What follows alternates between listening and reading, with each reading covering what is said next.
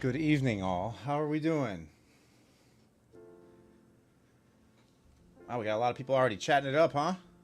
Let me go back to the beginning here. Good evening, Sean, Kevin, John, Will. Oh, Will, you live in Alaska? No tsunamis, right? Nothing yet? Pieter, welcome. Eric, welcome. Fletcher. Kevin. Let's see, who else is here right now? Zen. Lambra, real first. Who else is here? What's up, Roman? Running on empty. Honky Stonk. Sid. Impulsive Waver. How we doing? Father of Legends. Welcome. So how we doing tonight, guys? Anybody catch any of these swings? Like, they're decent 15-point swings, 20-point swings in the market, it looks like. I haven't taken a trade yet. What's up, Tim?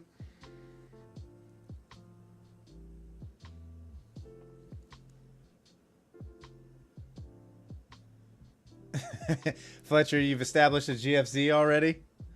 Yeah, I don't know. I'll probably wait it out till Asia opens up here in a few minutes, and then we'll decide what we're doing. How'd everybody trade today? What's up, Sadesh? How are you?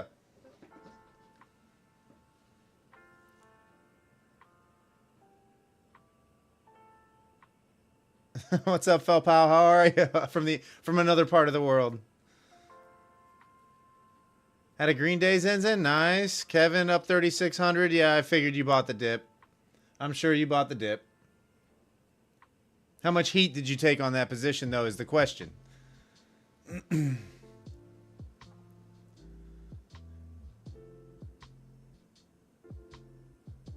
Not worried. Oh, that's good. So you're in a safe spot, Will? That's good to hear. Safa, welcome from Brazil.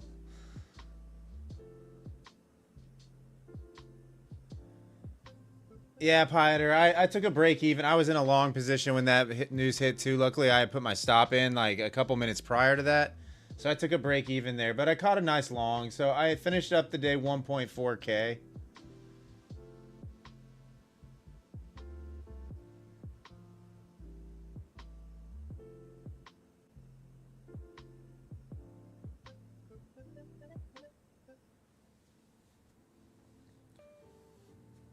Kevin, you bought Chris's low of day at 62.57. Okay.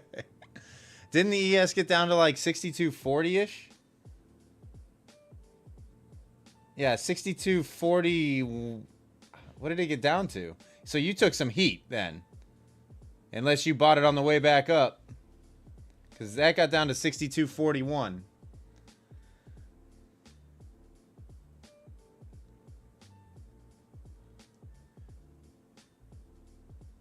I don't know. I'm not taking 16 points of heat on the ES. I'll tell you that. I'm not taking 16 points of heat on the ES. I am out of that position.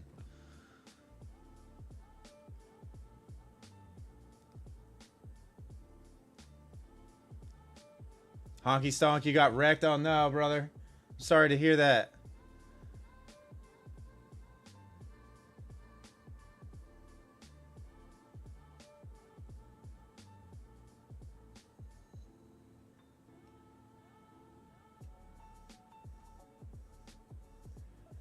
It was a little tough today, I'll admit. Like, it was, I had to be extremely patient, because my first trade was actually when that Trump tweet came out or whatever.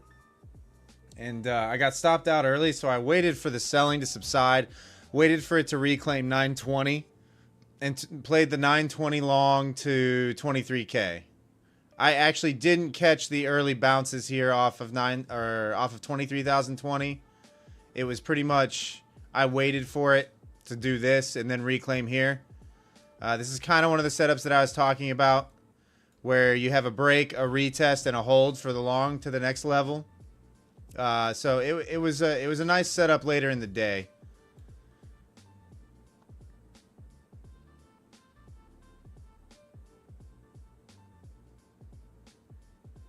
Oh, nice, someone. A big on the other four. Nice. Sean got absolutely crushed. Oh, no.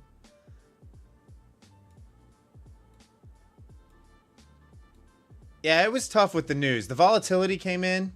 You know, we have options expiration, monthly options expiration this week. So you're going to have random volatility injected into the market as big positions are leaving and or exiting their positions, I should say. So just be prepared for the remainder of the week that is probably going to be a continuing trend, right? We did come down and still held above that 800 level. So it's still a buy the dip situation in my eyes. Take that for what it's worth. Until we get below that 22,780 to 800 area, I'm going to be in buy the dip mode. Fake news at that. Yeah. I don't, like I say, guys, news is just kind of an impulse move in the markets, right?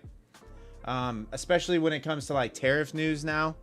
I think all the fear and stuff of the tariff news has subsided a little bit. It's already priced in. So I don't know that we're going to see as big of moves as we did initially when that tariff news came out.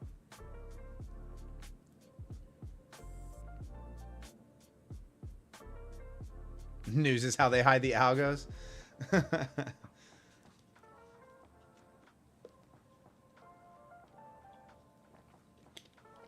Like those tariffs are supposed to take effect, what, August 1st, I think they said? Something like that.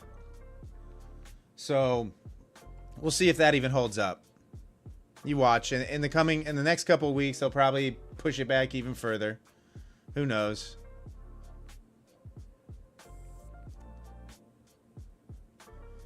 Honky Stonk, I'm hoping so. If you're looking at higher time frame, like this is the daily chart. These are your major simple moving averages. What's happened is it's hung up here and traded in this range for, let's see here, 1, 2, 3, 4, 5, 6, 7, 8, 9, 10 straight days. So 2 weeks we've been trading in the same range. And what it's doing is it's dragging this daily 20 up to meet it. Now it can do one of two things. What's up, Gixer? How are you?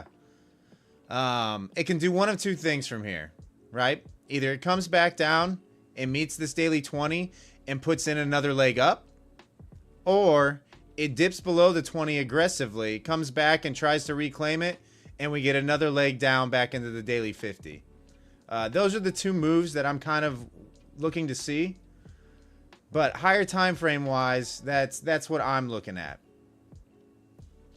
No matter what happens, if we come down into 800, I'm probably going to give the long a shot. And if I take a small loss, I take a small loss. But I have a feeling that this is going to be a good buy area. You can kind of see in a bull market, the daily 20 likes to hold his support. So it is a good long entry nearly every time.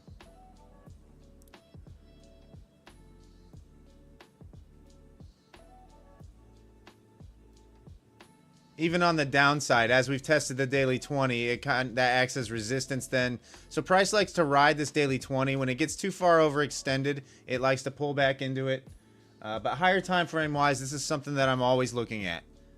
Always looking at. This is the first chart that I look at every single morning. I would recommend you guys do the same if you aren't yet. On your daily chart, have these major simple moving averages on your chart, just so you can have an overall picture about where we stand long term. John, no, I don't execute on the daily. It's just to start developing a bias, kind of. Like, okay, this is where we're at. You know, prior days highs, prior days lows. You can see it really clearly here. You can see how far extended we are away from the major moving averages. Yep, Piter, that's right. When in doubt, zoom out. I think we as day traders get hyper-focused on those lower time frames a little bit too much. And we almost get blindsided a lot. By the major higher time frame levels, you know, because we're so hyper focused on catching those 50-point moves. But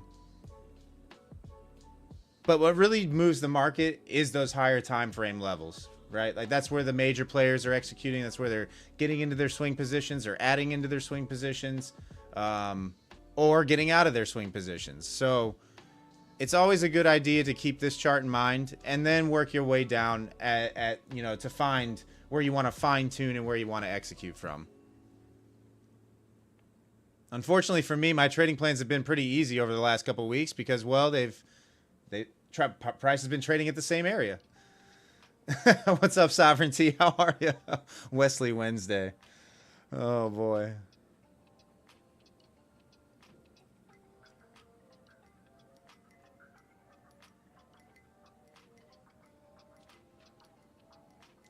Mo, it's pronounced Pieter. What's up, his royal trades? All right, so we got people still slowly filing in. I'm not even sure how many we got in here right now. Let's see. Looks like we got 125 people in here right now. Oh, is it Peter? I've been saying it wrong the whole time. Why didn't you? Pioter. Okay, right. Yeah, so I said it right. I said it right. What's up, Indian Burn?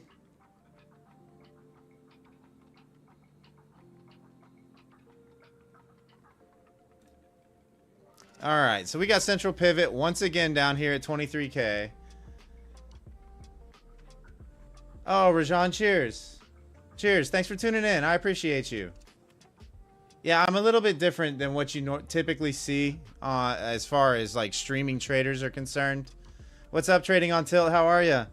I'm not one of these people that hyper scalps or places 20 trades a day.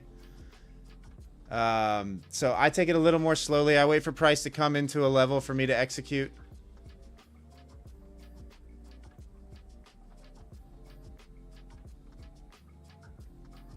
Taylor, the SMAs I have on my daily chart.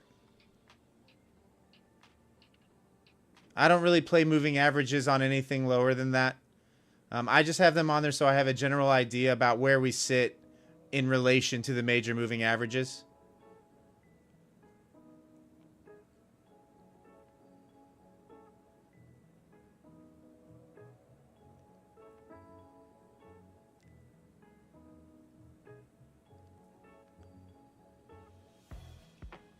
Mo, you can't stop the trading itch. Always that one last trade that kills you.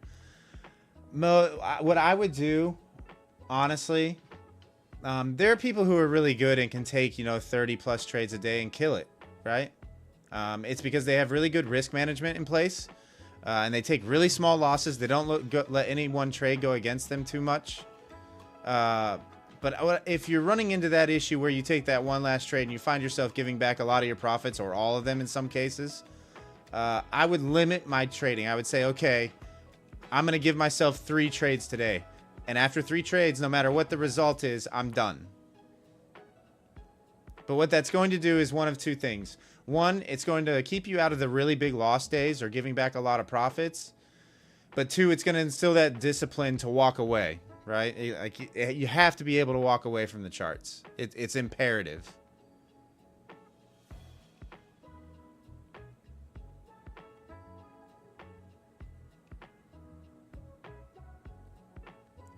Yeah, Mo. See, when you're up that much on the day, don't ever let it go red.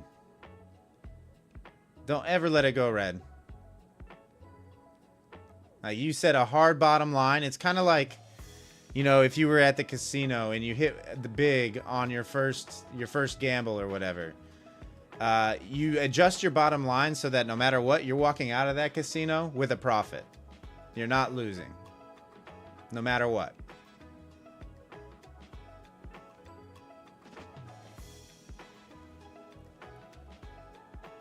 But there's zero reason to let a green day turn into a red day.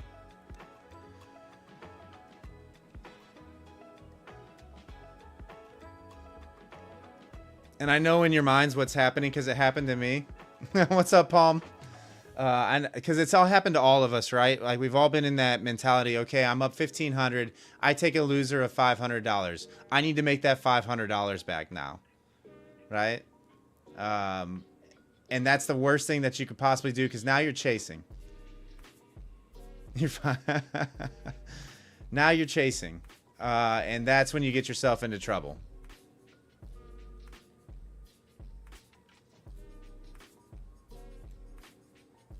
Yeah, Mo, I know. We've all been there. Everybody in the chat, everybody that you see in the chat has been in that exact same spot at some point in their journey. Has been up big on a day. They take one loser that gives back some of that. And then you end up getting into a stupid position because you're chasing the market at that point, trying to make those profits back. Instead of allowing the market to come to a level that you want to trade, you're chasing it at that point. Hold on, the chat's flying around. I got to get caught up. Lenny, weekly ES looks bearish. You're waiting for 10% retracement from all-time highs for investment, which drop. Oh, yeah, that makes sense, Lenny.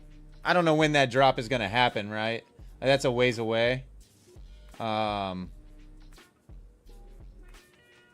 me see what the level is on ES that would be in line. So I would say a heavy short would come in. What level is this? 62.25 would be my heavy, like, hey, let's get uber bearish for a little bit.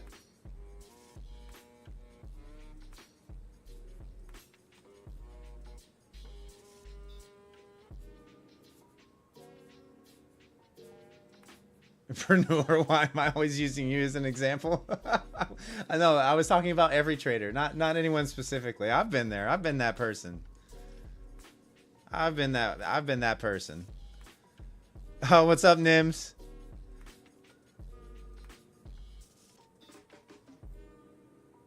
Yeah, I would say 62.25 would be the level for me that I would start to get extremely short.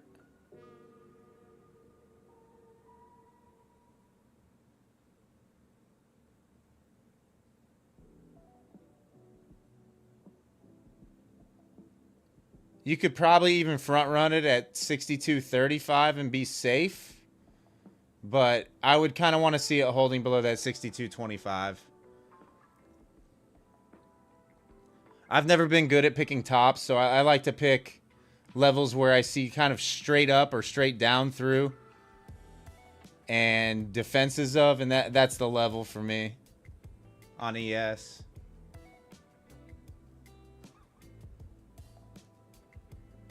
Trading on tilt, thoughts on Bookmap? I use the DOM Surface, which is Quantower's version of Bookmap, or yeah, Quantower's version of Bookmap. I like it. I think it's pretty valuable. How does the scoring system even work? I think it's whoever chats the most gets those crowns, but I'm not 100% certain.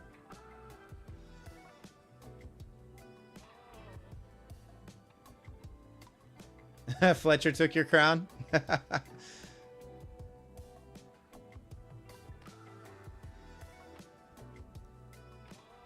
Oh no. Here comes Nims. I sense it's going to be an active night. Nims, isn't it past your bedtime?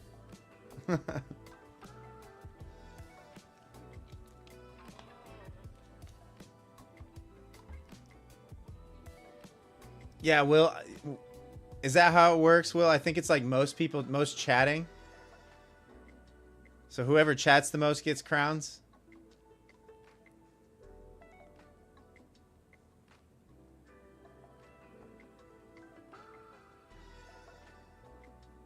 What, OG? You were copy trading? You hit 1 mil on one account, and now it's ineligible on Top Step, but the second account wasn't on a mil, and it's ineligible too. Any ideas? Well, GG's on hitting a mil. I'm not sure why that would make it ineligible. Do they have a max payout cap? I don't know what their rules are as far as like, oh, max loss limit. Okay, so you hit MLL on one account. Okay, now that makes sense. Okay, I was like, wait, you hit 1 mil on one account? Now it's ineligible.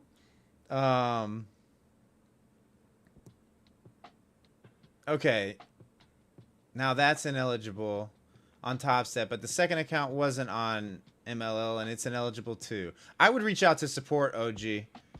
If you didn't hit any major loss limits, I think... What's up, Jeff?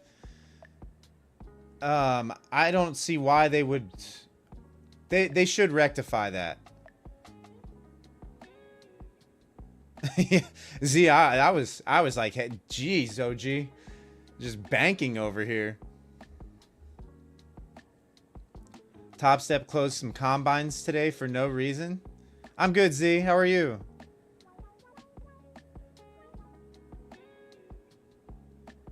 But yeah, I would definitely reach out to support. They should fix that for you. It might take a few minutes because they've been having apparently they've been having problems with their Top Step X platform.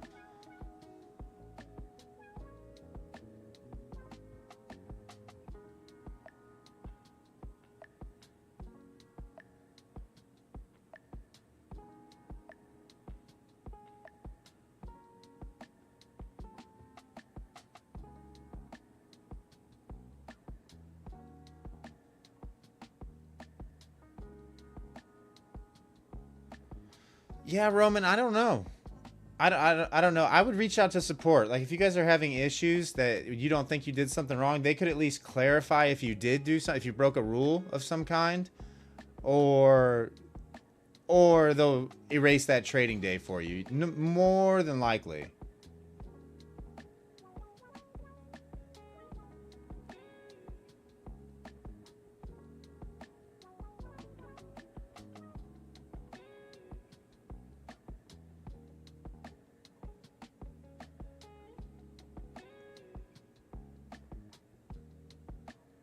Oh no, Lenny, you had a ghost order? Oh no, their Top Step X is having those kind of issues.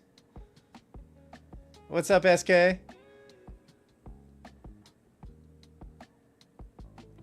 Oh, thanks, SK. Yeah, if you guys could hit that thumbs up button for me, I would appreciate it. Also, if you're new here, welcome to the channel. Name is Wes. I live stream a portion of my trading day starting at 7:45 p.m. Eastern Standard during globex session. Feel free to come and join and hang out. Also, if you want to support the channel, consider hitting that subscribe button.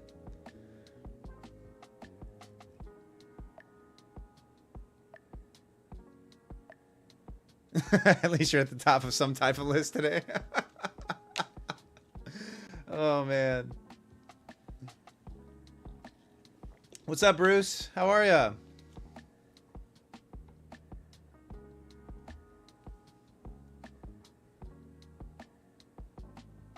Yeah, SK, today was wild.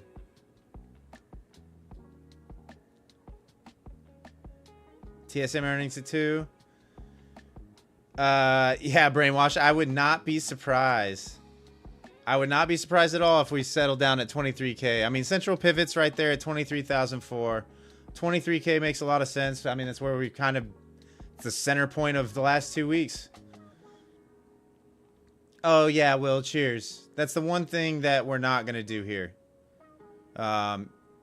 If you want a free trading Discord to join as well, if you haven't yet, there's a link in the description. It's called Level Up. Most of us hang out there and trade all day. It's a nice chill place. No mentorships, no courses, just traders being able to hang out without feeling like they need to buy something or forced to buy something.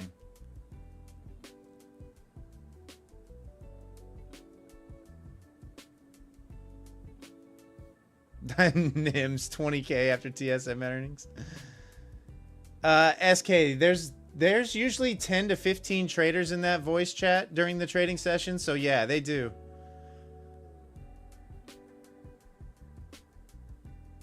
Nims, I sell a course there. Oh boy. Nims, good to have you back, brother. I'm glad you're here on the stream.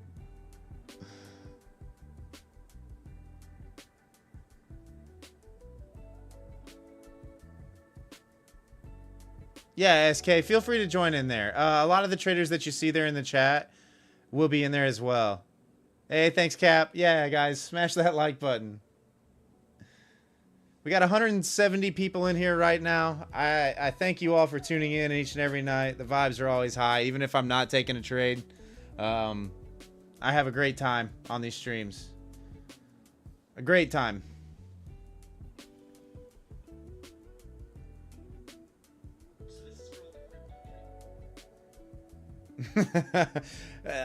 Pieter.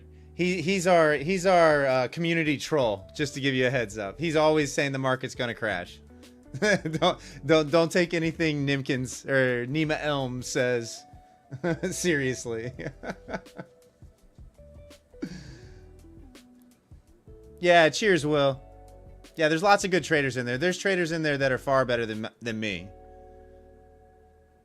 My strategy is really, really simple. Extremely simple. But it works for me.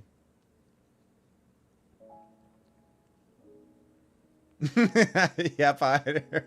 Yeah, no, he's funny. He's a funny guy. He's a brother, a friend. But he's our community troll for sure.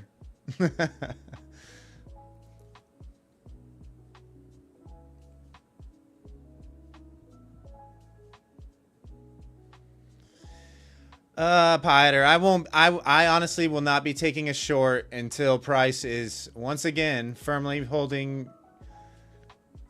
below 23K.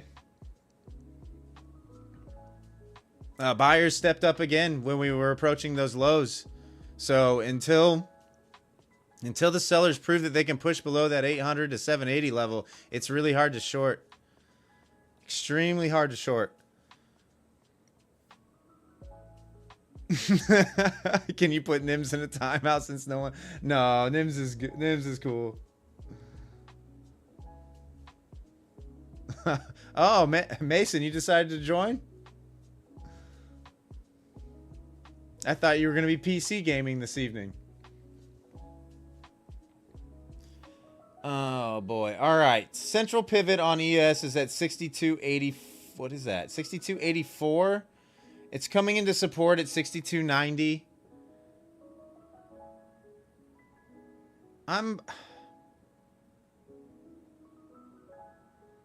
Oh, Knox, I didn't even look back at the charts really a whole lot from the overnight. I just saw where we were trading, but I did see that we did trade lower last night during globex. You're talking about this one, I'm assuming.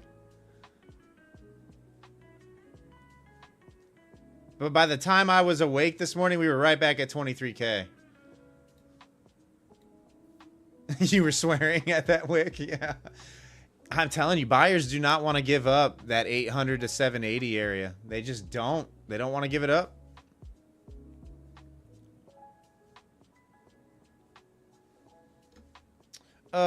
Z. Yeah.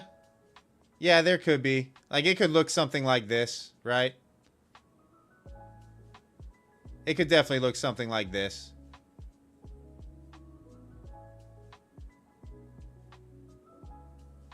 But it could also be 23K to 23,020. I mean, it held here on this attempt late in the day. We'll see if it holds again. I'm not opposed to trying a long bounce off the 23,020. PG OPEX will determine either way. Yeah, yeah. All right, we'll be here. I'm usually on for a few hours.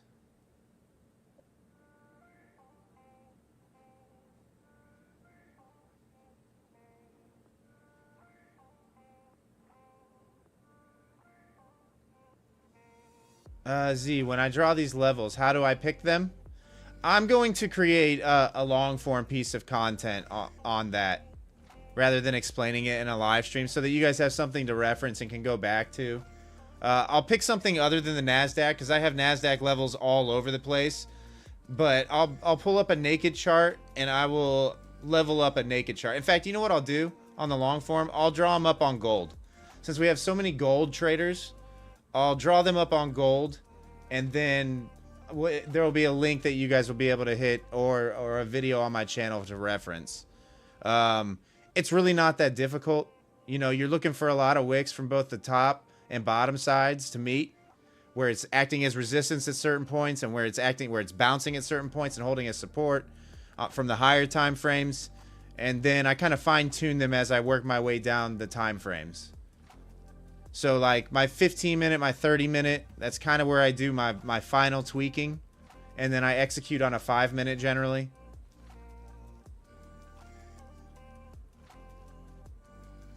Hey, what's up, Lee? How are ya?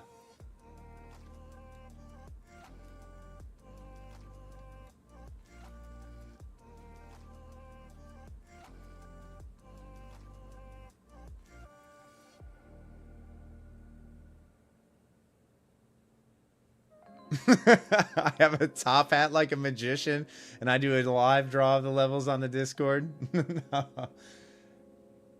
No, I've been trading this way for a few years now. So those people that were around during the good gains days, they kind of know exactly what I'm looking for. Like Fletcher has recently started drawing levels on the YM, and it's fairly easy to do. It's not that difficult once you see it a time or two. Lenny, you love scalping using power of 3.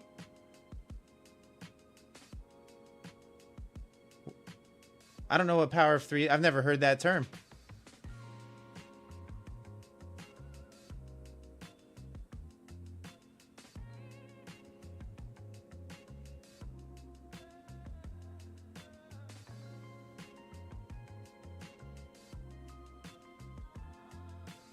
Kay is saying AMD. Is AMD flying again right now? Fletcher has turned into Gary. Deviation.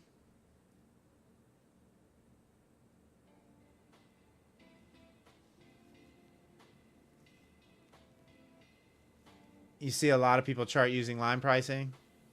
It's an ICT term, Michael. Okay, that's why I don't know it. That's why. Accumulation, manipulation, distribution. Okay, there we go. I've heard those terms before. Yeah, I'm definitely no ICT guy.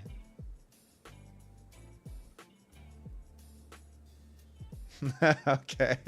All right, thanks for the clarification, guys. AMD means accumulate. Okay, that makes sense. When you said AMD originally, I thought you meant the stock.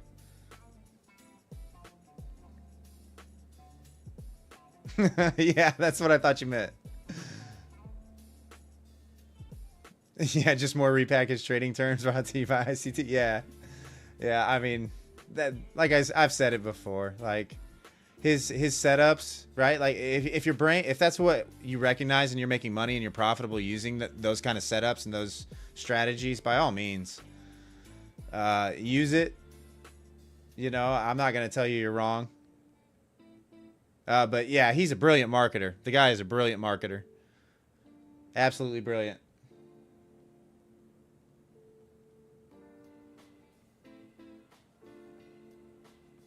Mo, for you, ICT means you see trades everywhere. Yeah. Yeah. Yeah, he does have a setup everywhere on the charts, doesn't he?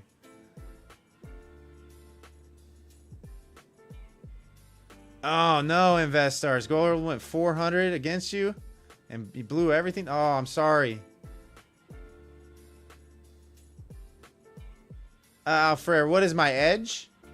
My edge is being able to identify key support and resistance levels. I'm not an active trader. The gray boxes that you see on my charts are pretty much where I'm looking to execute from. If it sets up, obviously with discretion involved. But I'm really only looking to execute when price is in these levels, and if I feel, yeah, my trading's really simple, right? It's extremely simple. Extremely boring, but it's effective and it works for me.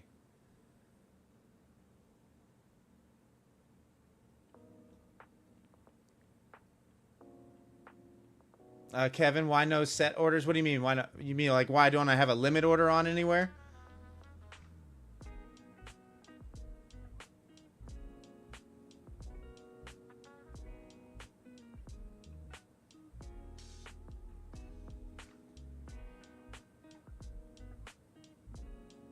Oh, because I like to see what's happening with the buyers and sellers here. Like, there's still discretion involved in the levels, right? It's not just blindly C-level buy, blindly C-level sell.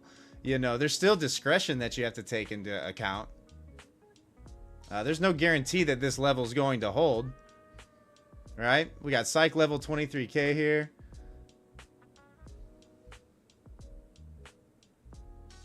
Be like Algo. Yeah, I can tell you this right now. If that's what you're looking for, you're in the wrong spot. You're in the wrong spot.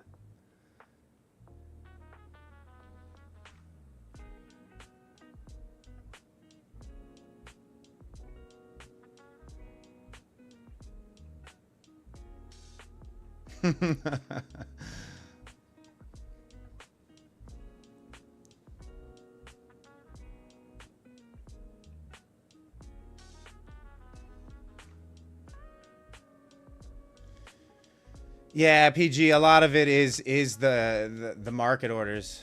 Yeah, Michael, I'm on Quant Tower. Like this is Quant Tower. What I'm on right now.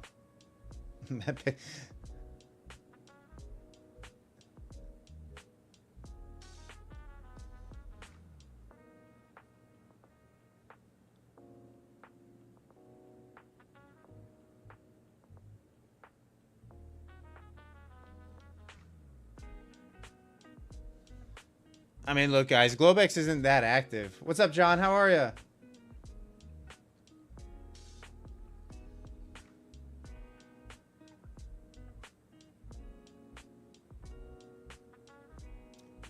Yeah, Michael, it's pretty clean. The setup's pretty clean. Like, I have ES charts over here, right? They're there. I've got, like, YM and RTY kind of hiding down here. I've got gold charts on tabs here if we want to look at it. So, I mean, it's Quant Tower's nice.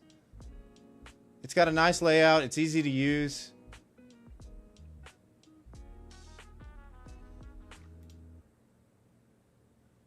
Lenny, Quant Tower has the DOM, they call it the DOM surface. They have their own version of what bookmap is over here on the right.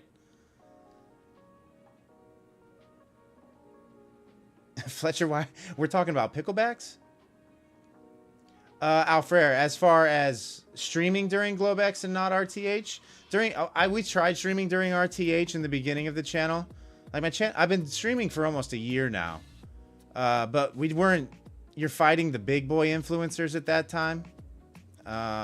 So the channel wasn't seeing any growth really. Hey, Ripper, what are we doing here?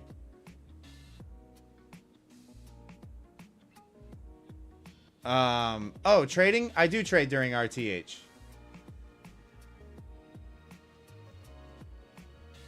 In fact, that's when I do the majority of my trading.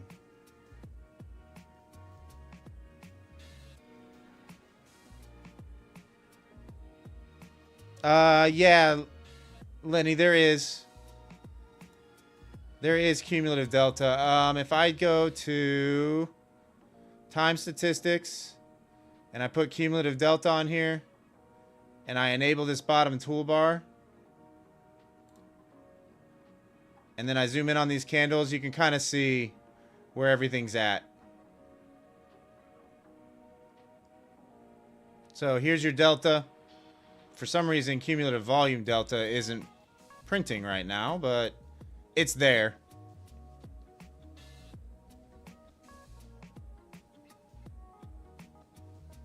But yeah, Alfred, I do trade RTH. That's when I make the majority of my money. Honestly, I just come in here to hang out with you guys during globex session. I'll be 100% honest with you. It's not so much about the trading.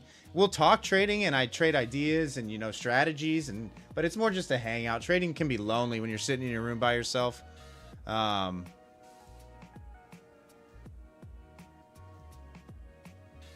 that's kind of what I wanted to provide with this channel. You know, just a nice safe space where you're not feeling pressured to buy anything and I'm not selling you anything. Just a nice place to meet some other traders and hang out, you know?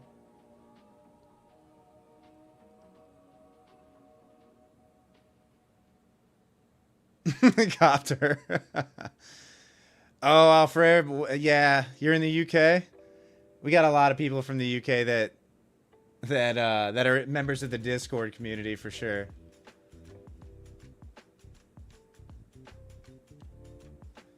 Yeah, I don't know what happened there. I have no idea. Was there like Asian news, Japanese news?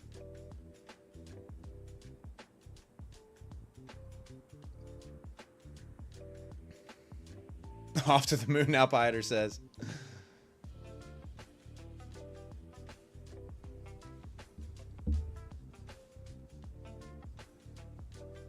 Yeah, I mean, ES is at what? Back up to 62.96? That was a perfect bounce, actually, for the ES.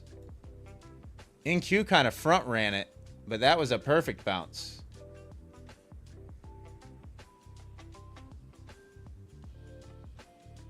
I mean, what do you think on ES? Back up to 63.13?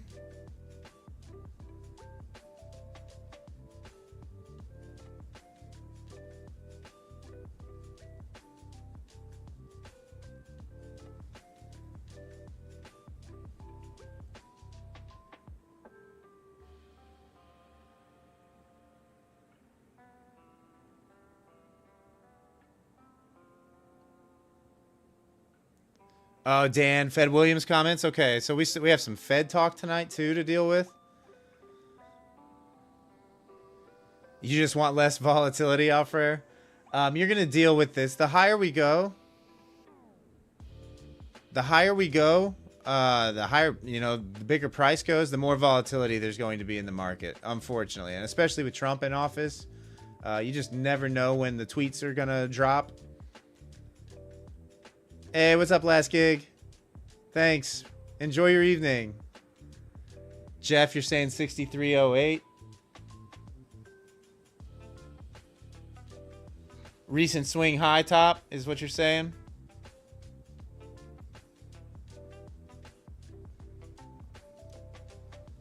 Last 2 days were nuts. Yeah. You know what's funny though? Even with that volatility, we're still in a range. We did not break the range.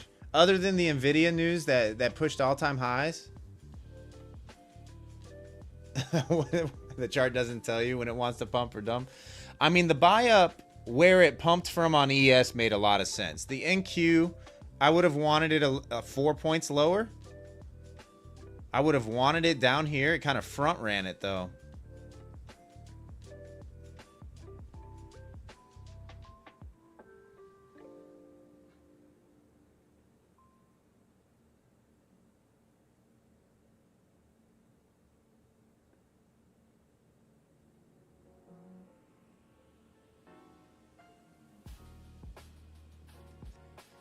So it needs to break 6,300. Yeah, that's honestly that 6,300 and 6,290.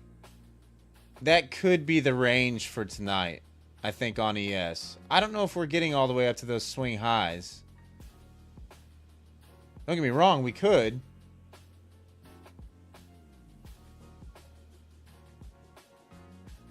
But it's looking like that 6,300, 6,290 might be the range on ES.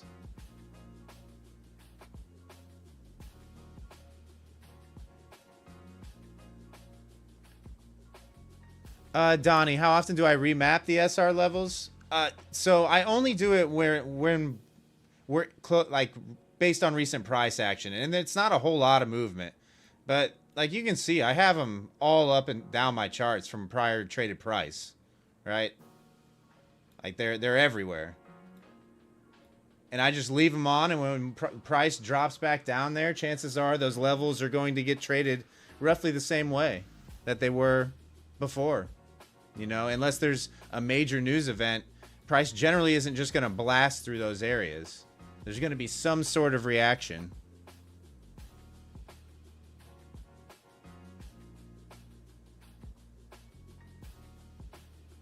Oh, later, Lenny. Enjoy the gym. Yeah, Donnie, you can kind of tell where you would adjust them to just based on even, you can even do it on a 5-minute chart, right? You know, just use prior day highs, prior day lows, and levels in between to kind of see where price was rejecting on the day prior or where it was holding its support on the day prior, and you can kind of adjust them that way.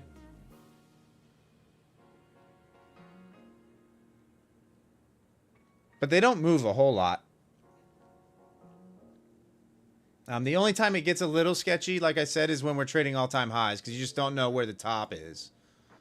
So these levels up here that haven't been traded, I'm not as confident in those levels holding as I am in the ones below current price.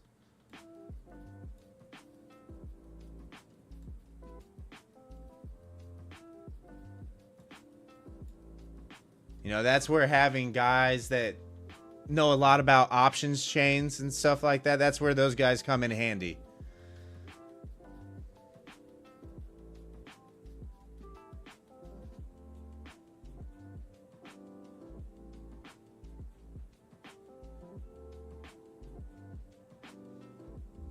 All right, we got over 200 people tuned in right now. Thank you so much for tuning in, guys. If you want to support the channel, hit that subscribe button for me. Also, if you haven't yet, hit that thumbs up button for me for the YouTube algo.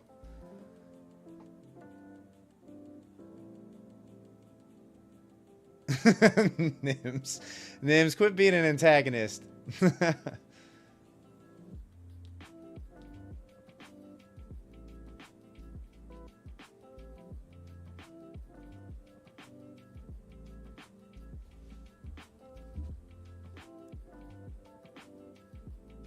You're not helping. Trying to tell people to size up.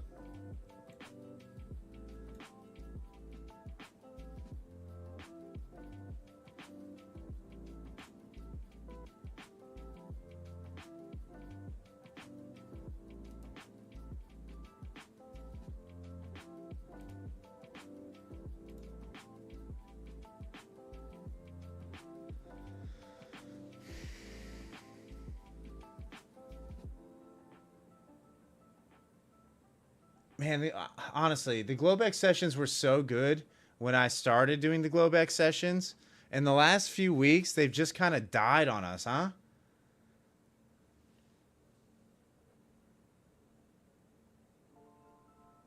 Oh, nice, Jeff. Enjoy the class. On your trade of 8, the only button you see is full port. Oh, goodness. You guys are crazy. I didn't call you dead. What are you talking about, Nims?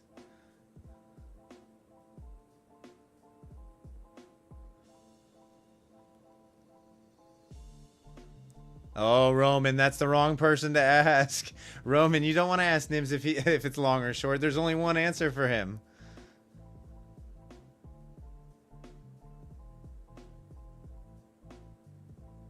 Jeff, she's gonna give me a beat down.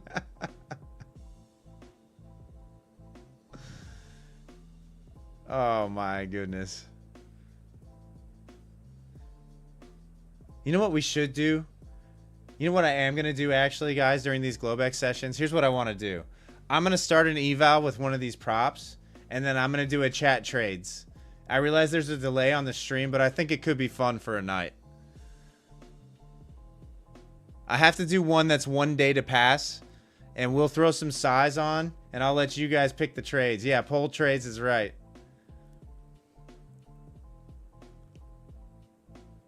I don't think it's gonna work out very well, but we'll try it. It would be fun.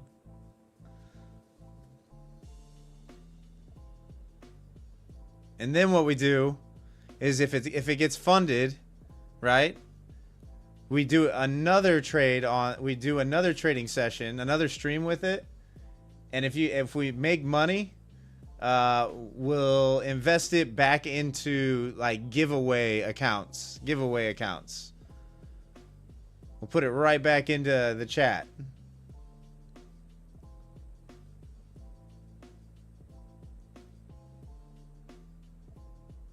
Hamburgini, Nim says. The chicken trades, Daniel? Yeah, someone was telling me. I think Nims actually showed me that.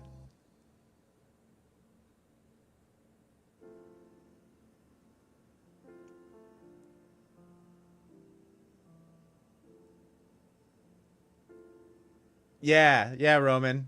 I think that would be a good idea, right? I think we'd have to do at least a 50K to give us a few cracks at it. But I think it would be fun on a globex session where the market's not moving around a lot. You know, we don't have to risk a ton. What's up, Armando? How are you?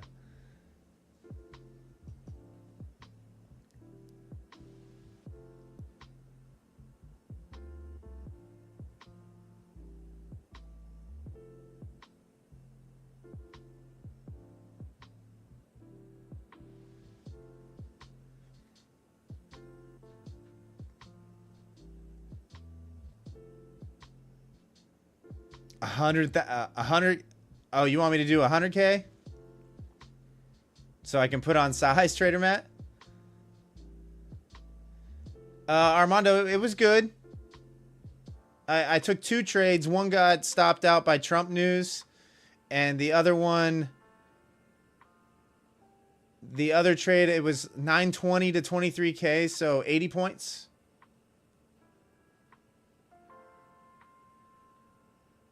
But if you remember last night, I was down almost $300 going into the session on the account that I traded today.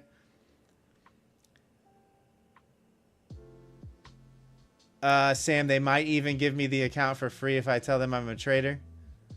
Sam, the ones that give away the free accounts, it's incentive based when you like these affiliate programs. Take Profit Trader told us that we need 5K subs in order to be an affiliate with them now. Even though I see other streamers that have far less subscribers that have affiliate codes, they denied us our application. So that's not an option with them. My Fund and Futures, we've had an application in for 2 months and they have not responded to us either. So I'm not sure. The two good ones, the two ones that a streamer would want to have, aren't doing it. And I have a feeling what's happening in the prop space now is these props are realizing that, hey, we don't need these affiliates. We're kind of just giving money away. We can just put out our own codes, our own sales, and everybody can use our codes, right?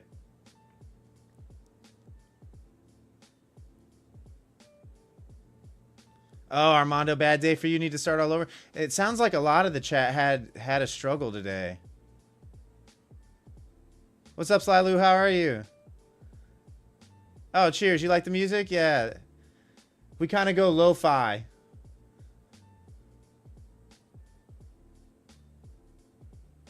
No, yo, Jim, I didn't. What's up, Curtis? How are you?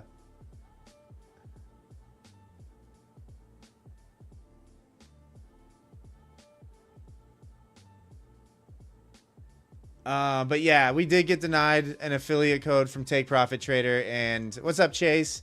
My Fund and Futures asked for our analytics 2 weeks ago, a week and a half ago, and has not responded. So I don't think we're going to be getting any of either one of those prop affiliates. And Top Step has completely disbanded their affiliate program, all the way. They have no affiliate program anymore. So I think the affiliates that we do have are the ones that we have, and unfortunately, they're the ones that most people don't trade with. Lee, TPT has intraday drawdown in the funded, not on your evaluation.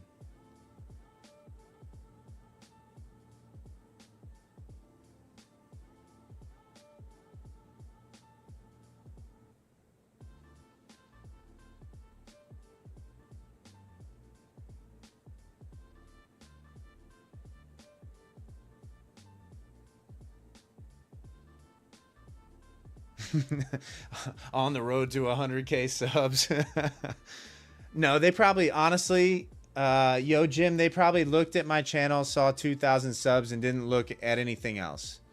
Like, I've actually looked around at other streamers that stream during Asia session, and honestly, our numbers compete with all the rest of them. You know, you guys show up each and every night. We have just as many viewers, if not more, than all the rest of them. And just as many total views as all the rest of them. So I don't know what they're looking at. They said 5K subs minimum. Shall we full port platinum? But yeah, that's what I want to do, guys. I think I want to purchase an account. Coach Dakota is talking about boxing. Do you even do boxing? I think I want to purchase an eval and have you guys trade it on one of these streams.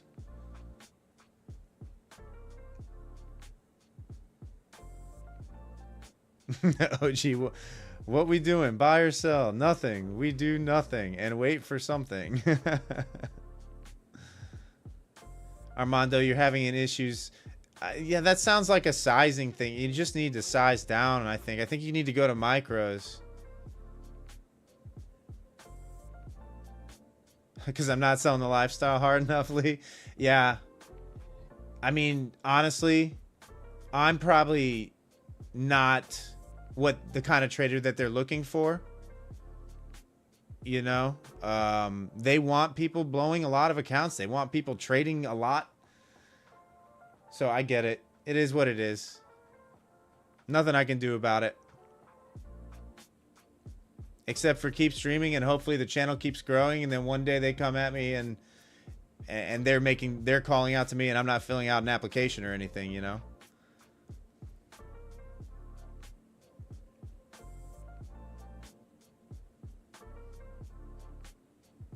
Need the Miami. Yeah, that's just not me. That's not my personality, Lee. That's just not who I am.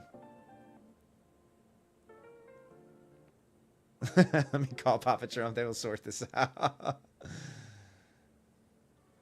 Yeah, Bailey, a lot of them do, right?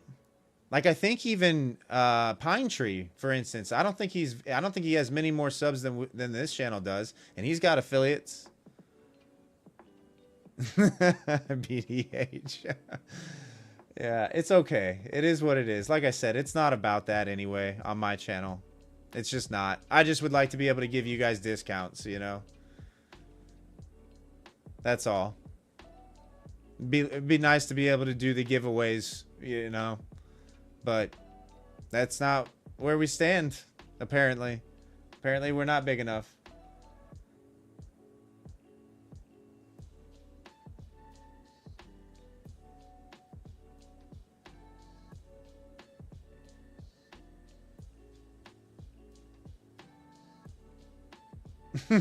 No, Bailey.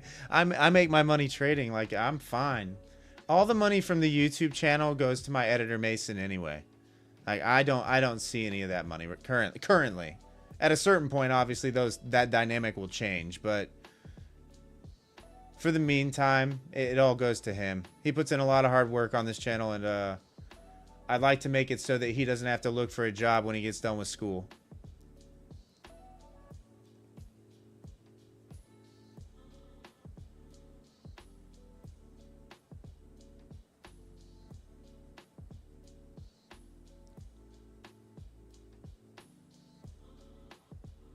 Oh, Z, cheers. Yeah, I don't know what the ceiling is for this channel. I have no idea. I never expected to be where we're at. Like I've said a million times, I'm still shocked. Yeah, you guys make this channel what it is, so I can't thank you enough. We lost 20 viewers when they found out all the money goes to Mason's bottled water addiction. Oh man, too good, too good.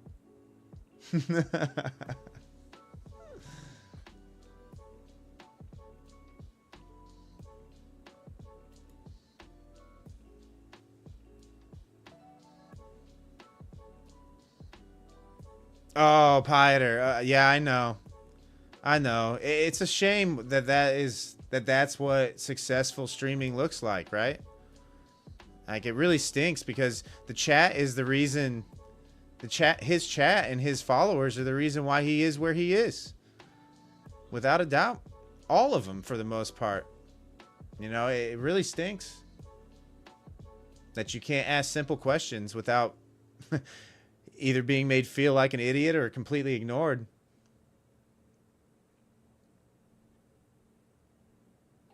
Willie trades futures. You're long right now?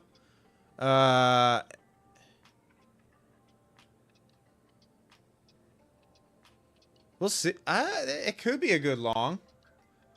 I mean, 23,020 held. I feel like we're in a range, though. I feel like we're just going to range out for a while. What's up, Nahal? Wins the Kentucky meetup. I did well today.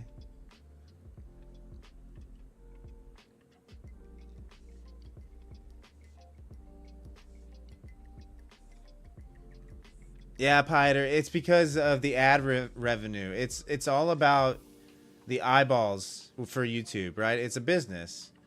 So the more eyeballs that are on you, the more leeway you have with certain things.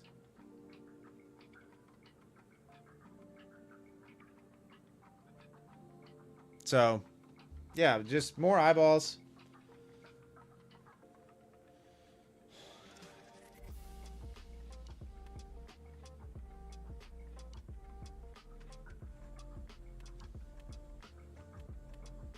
You see a unicorn entry model on the 1 minute.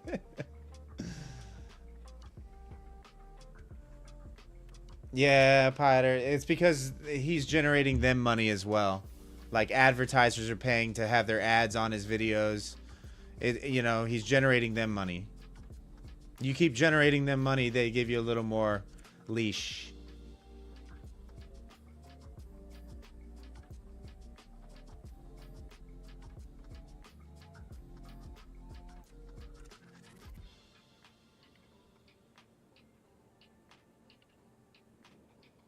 Armando's like, what is the unicorn strategy?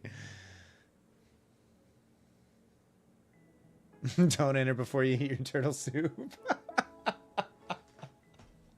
Oh, man, you guys kill me. Oh, it's so funny.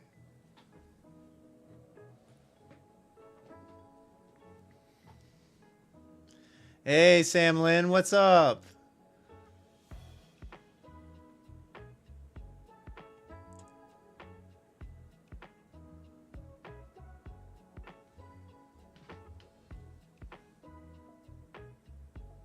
I mean, it's still early, right? Like, we've been live for about an hour now. We have the 30-minute opening range set on the Asia session. Turtle soup and pig sandwich. Oh, golly. If we do get the breakout to the top side and the reoffer of 23,000, we'll say 23,050-ish, and it wants to hold that area, I'm not opposed to trying the long back up into 23,100, or, you know, or IBH from regular trading hours up here at 23,090. I mean, that would be a decent trade. TSM earning soon 9 minis. Oh, you're tattooing at the shop, Sam? Okay.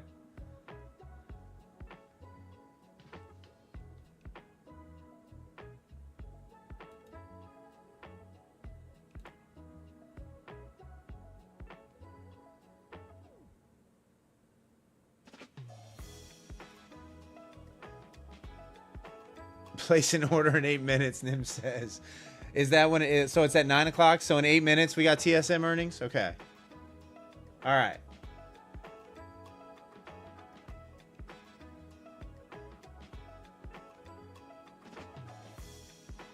Long in 7 minutes. Hang on, guys. I'll be right back.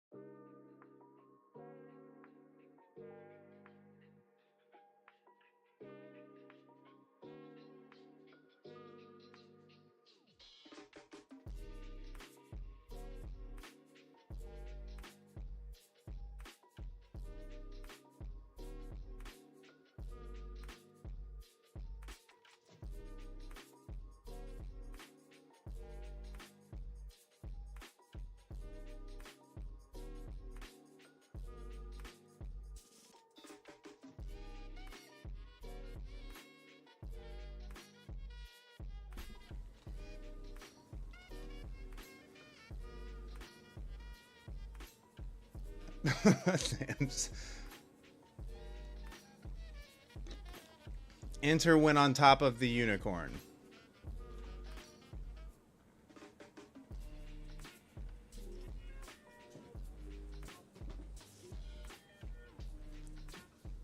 Sam's like, if you ever have trouble sleeping, just listen to ICT for 2 minutes. Oh, so funny. All right, how much size just popped up here? 34 block at 56. Armando, I have no idea what the unicorn is. You enter when the rainbow shines onto the... Oh, man.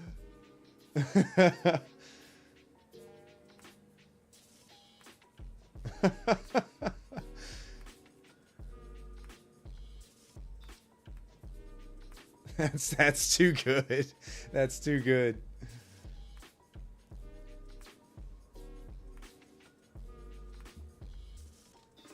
OG, apparently we have 9:30. Here, let's look at financial juice.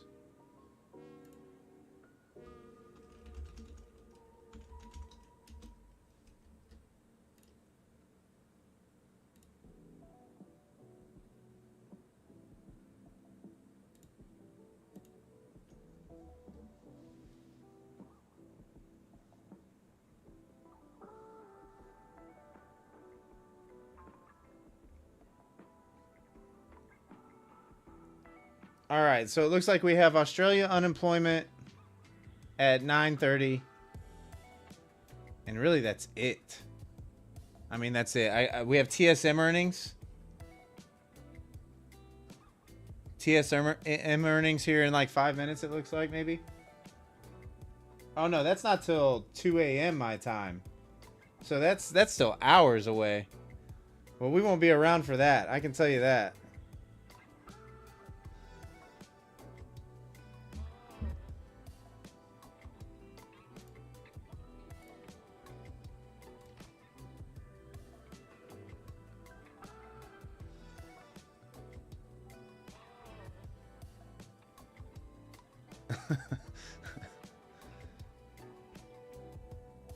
All right, so we rejected the 30-minute opening range for Asia's session. We're back below point of control at 45.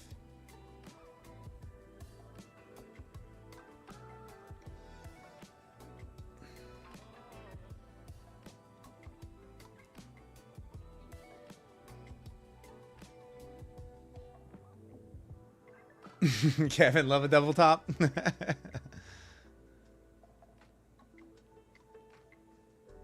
Oil is pumping a little now. Let's see.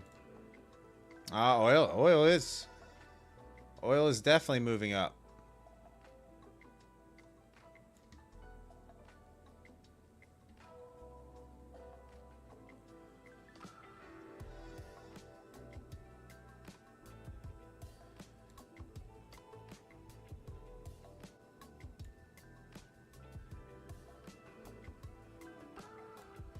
The only thing that scares me about trying this short is there's this block still a little bit higher. I think it wants to come grab this at 56. We'll see if it gets that sweep. We'll trade the My Fund of Futures account tonight if I do get into a trade. So I'll flip over to the other chart that doesn't have all this on it. But let's see if we can get that push up above the 30-minute opening range high. Come back down and hold above it.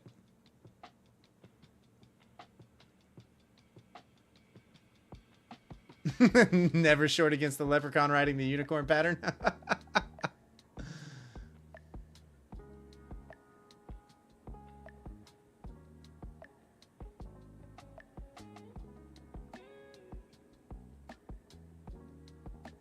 You've heard of say oil 3 times, Albu appears. Nims, I think Albu's caught maybe the tail end of one of my streams recently, although he's a real one. That guy watches the stream in its entirety when he wakes up every morning. So, Albu, when you see this, thank you. You are a true friend.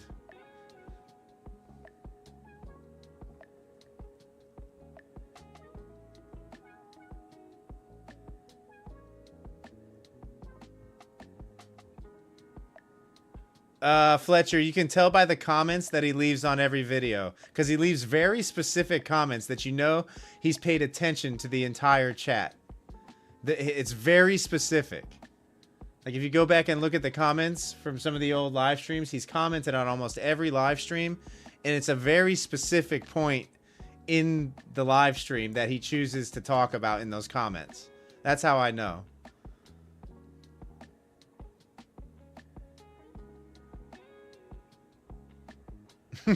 Yeah, Fletch. I'm telling you, he watches the entire stream. You can tell. GBI analysis, Ricky? What's GBI analysis?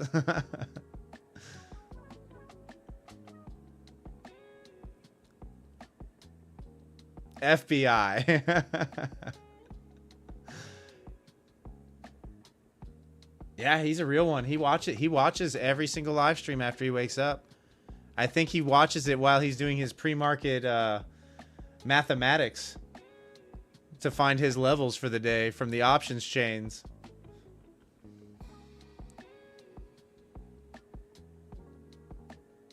Okay, come on, NQ. Let's do something. Let's not just pump randomly from 23,000, 2375.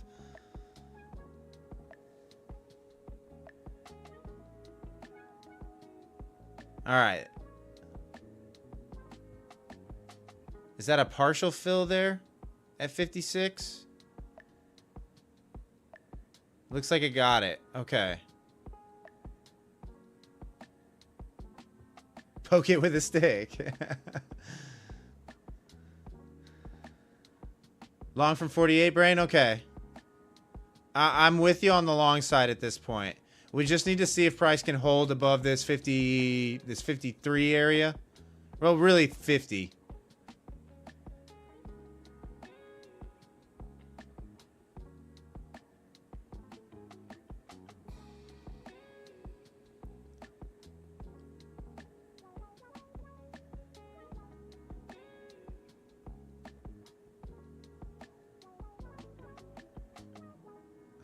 Nims, any fellow students in here?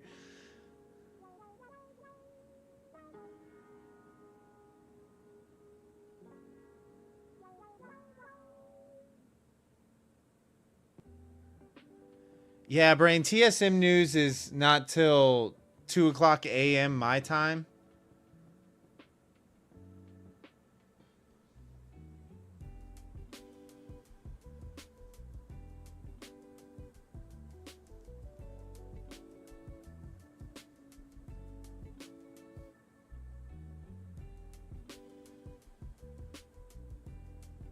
Honestly, we could get there before that even happens.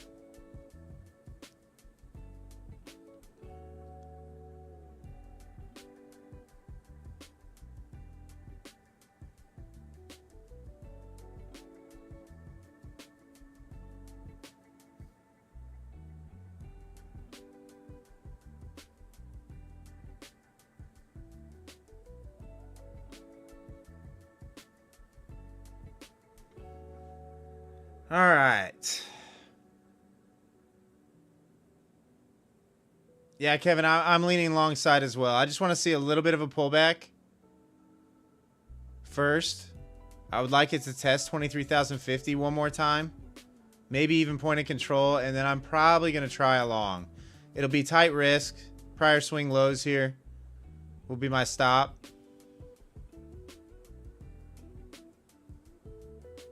I don't want to give it a ton of room, but it's looking like we could get the move up.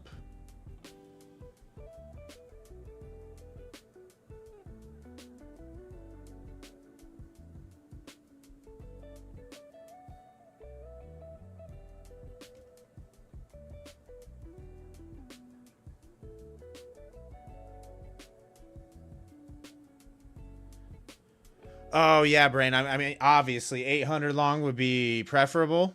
I just don't think we're going to get that kind of an entry tonight. What's up, Ryan? Still waiting on the funded? Okay. Yeah, just enjoy the night. I mean, I'm sitting on the sidelines too right now.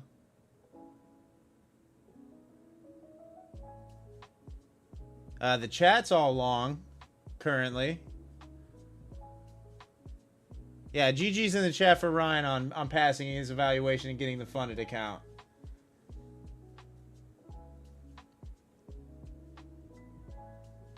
The hamster wouldn't be executing here.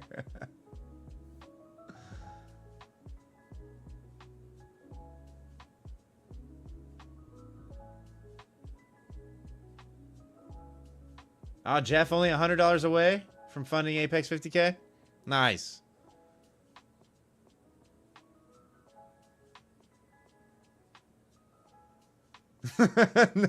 No, Jeff, don't listen to him.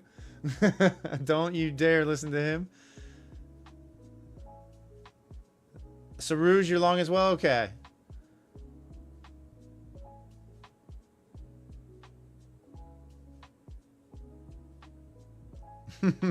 Kevin's like, no.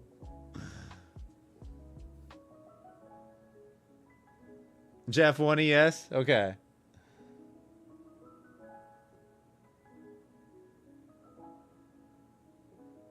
15 NQ. You guys are crazy.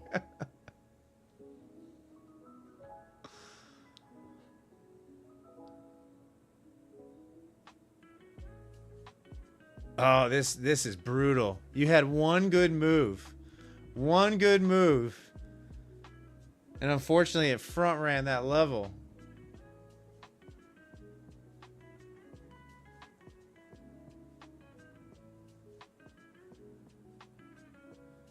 What, John, what indicator shows opening session? Oh, you mean the opening range?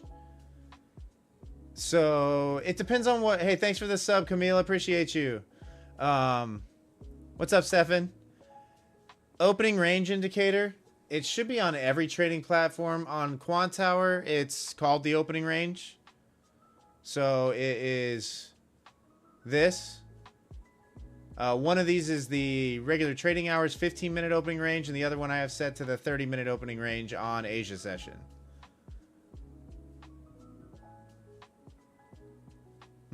Yeah, Camille. Yeah, cheers. Yeah, our community is pretty. They're amazing. They're amazing. During boring globex sessions, they keep it lively.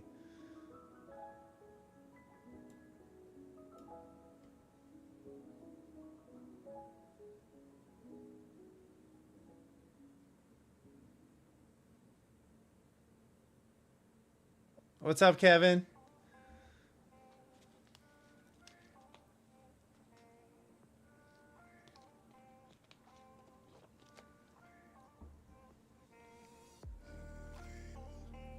I mean, there's no follow through in this opening range break. Zero.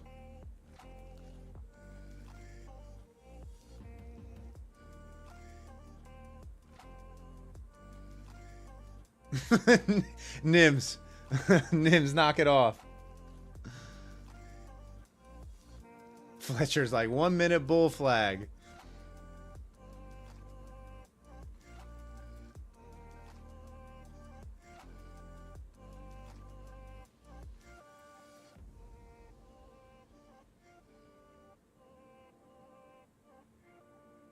I'm not in Hawaii because I'm broke. I mean, come on. Let's do something. Let's do something here. Hey, what's up, Chris? PW reference. Man, do you guys? What's up, Nick? Do you guys watch a lot of the like trading streamers, a lot of the influencers? I don't watch any of them. Like during my regular trading hours session, like New York Open, I generally tune out Discord, I tune out the internet, and I just focus on the charts. I don't watch any of them. It's just too noisy. I try to make my money real quick and be done. Sam Lynn, just me, Matt, and FSP. Okay.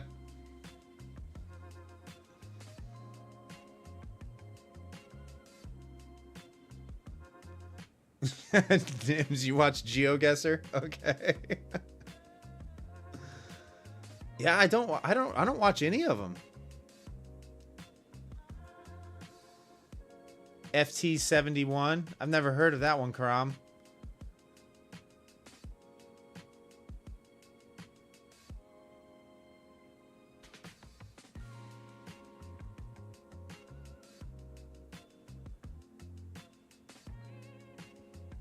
What was the one that I watched back in the day? Like before I found Trades by Matt, when I was just learning how to trade. But it was extreme. Trader TV Live out of Canada. That was the one that I watched. But it was really noisy. Futures Trader 71. He's old school. Okay. Trade Brigade for pre-market analysis is solid. Okay. I've heard of Trade Brigade. Indian Burn, you like Trader TV? Yeah, it was just like, really noisy. Right? When I was trying to trade, if I had it on, it was just too much.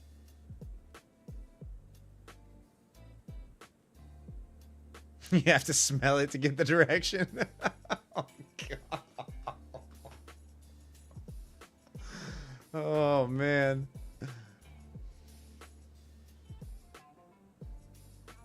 Yeah, Eric. People do feel the need to talk all the time. You're right.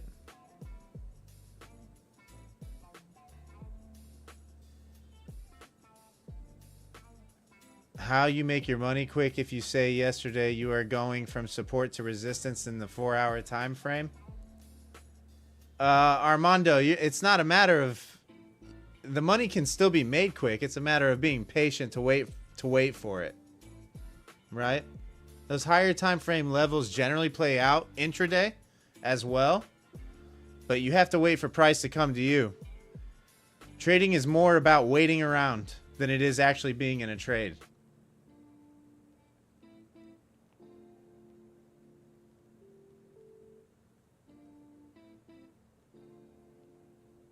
Yeah, Brain. The globex sessions have been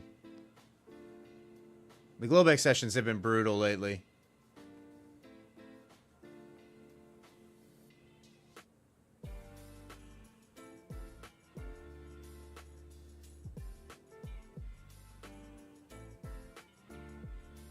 Yeah, I don't know what goes on in any of the other streams. I never watch them.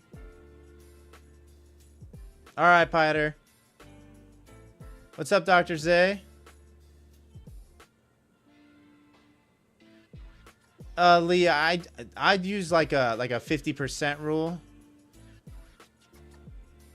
as far as my what I pull out goes, like my payouts are concerned. So obviously you want to leave your buffer plus some in there.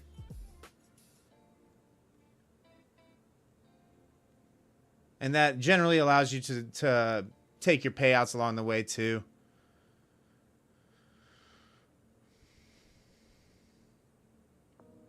Jack, I've never tried Ichimoku. You're talking about the cloud?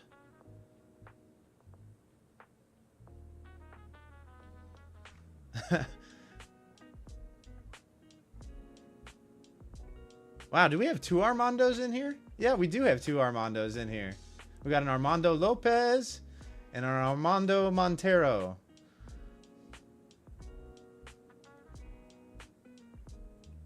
Happy, I use a 50K. That's what all my accounts start as. And do I use... Yes, I trade with 4 different props. I trade with Top Step. I trade with My Funded Futures. I trade with Take Profit Trader. And the newest one is Lucid. Lucid, I don't know a whole lot about. It's relatively new. I haven't requested a payout or anything with them yet.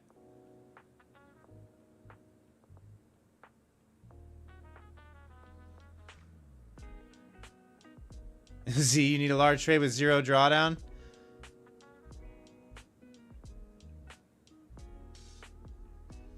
Yes, sir. That's the one I've been with the longest. Top Step's been... They're good, right? Like, they're reliable. They've been in the game a long time.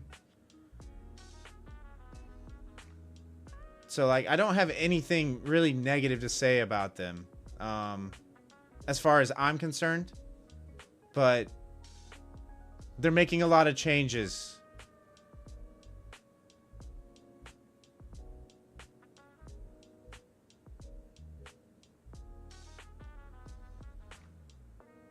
Jack, do all the props pay?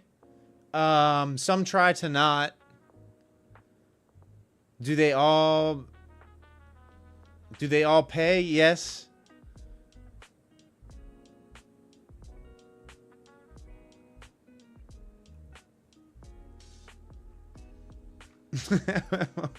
Nims, have I formed my new subs of my pest control addiction? Get out of here.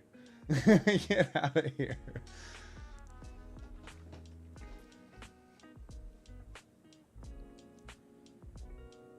Alfred, they use TradingView charts, so I'm not sure. Like you can see my Top Step account is still on Quant Tower. So I'm not on the Top Step X platform. So I'm not sure.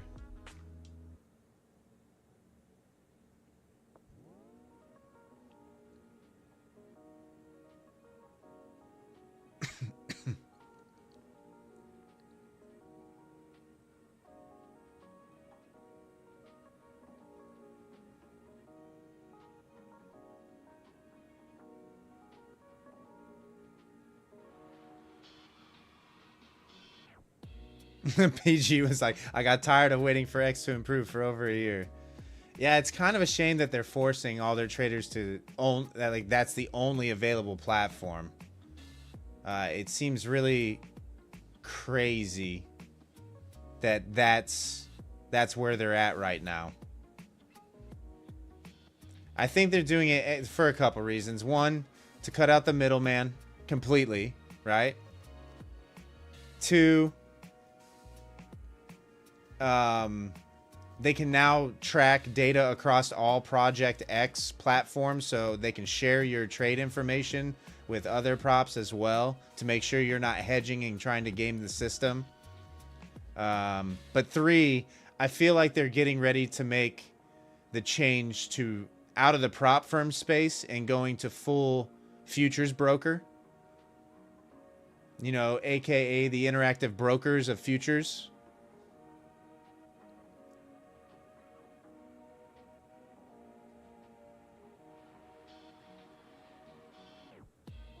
Oh, Armando, yeah, reach out to support.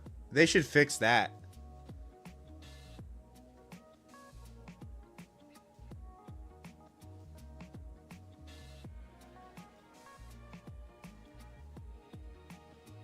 Yeah, Matthew, that seems really weird that they wouldn't allow you to do that, right? Like Quantower is so easy. Right click to hit a sell order, or left click to hit the buy order.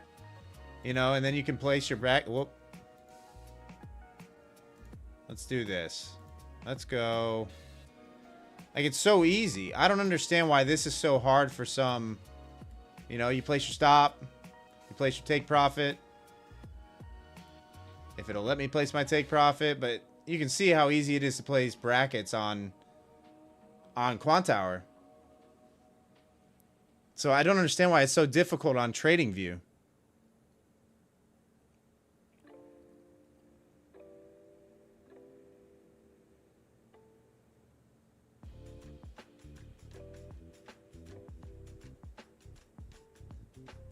Hit the bid.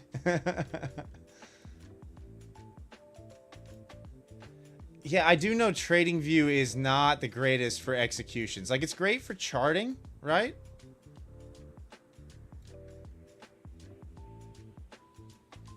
Is that what it is, PG? So are all you people who trade on Top Step X, are you experiencing slippage?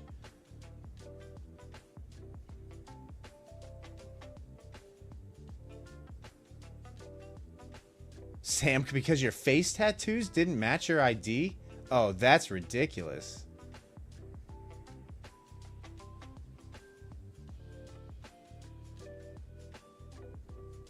So, Kevin, you have slippage.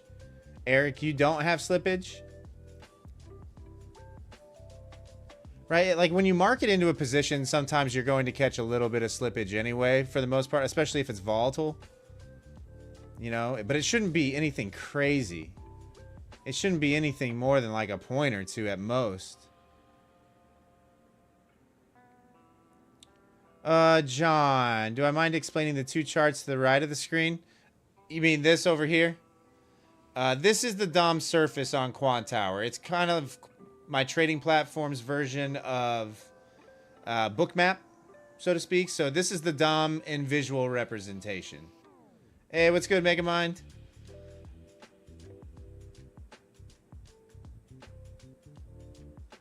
So basically what you're seeing is you're seeing the orders on the books, which are the lines here, right? The limit orders. You can also see them. If I really zoom in, you can see how many orders are placed at each price.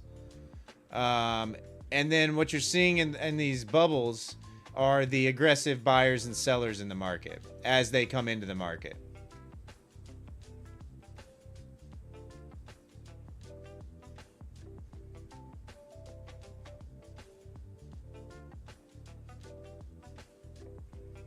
I got beef with that guy on trading chat.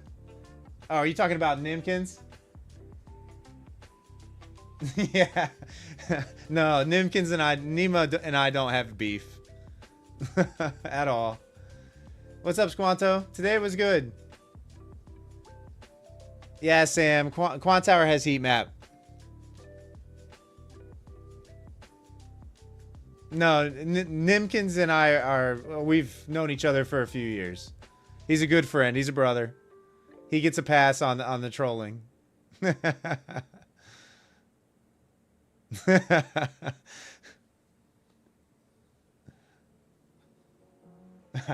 Nims, I think they saw my angry reactions to your posts. How much is Quant Tower a month? So it's free with most props, Sam Lin. If you don't have a prop account and you have a personal account, most personal brokers offer the full license to Quant Tower as well. Can I sync the price level for both? Oh, you mean like get these to line up with each other? I'm not sure. I'm not sure about that, right? Because this moves around dynamically. Like as price goes up and down, it auto adjusts to center itself. This is manual, right? So I don't know if there's a way to sync the two. Hey, what's up, George?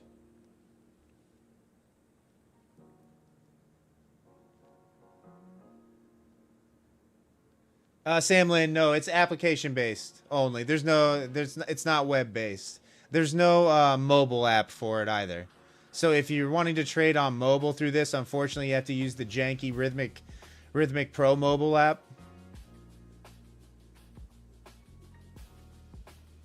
George, it's going good. How was your day?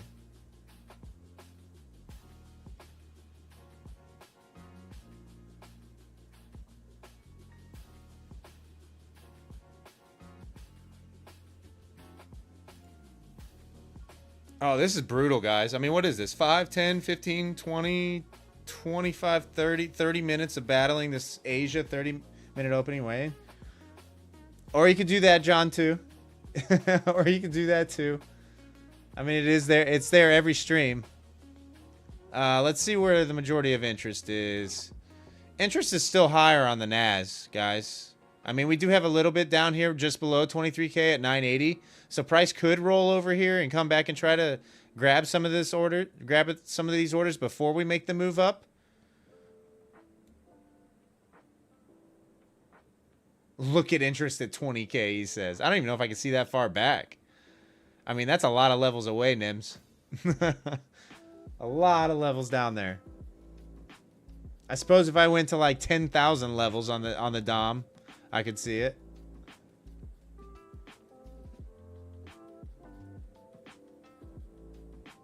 But to get that many levels to load on the DOM surface, it would take up so much memory and data that it would...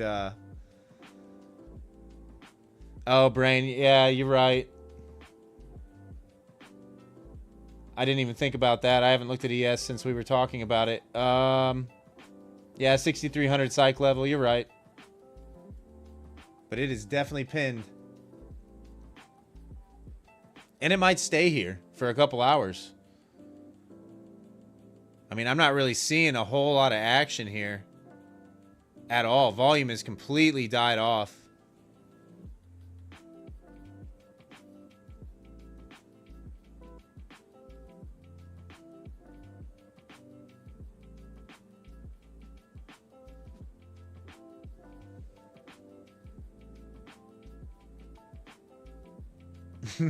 Nims, I'm scared of how much interest there will be at 20K. I mean, I'd be interested at 20K. How about you, chat? Would you be interested at 20K? I'd be interested in my like putting as much money in my long term as I possibly can.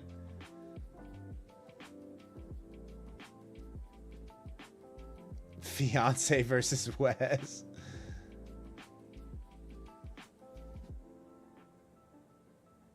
Oh no, Jeff.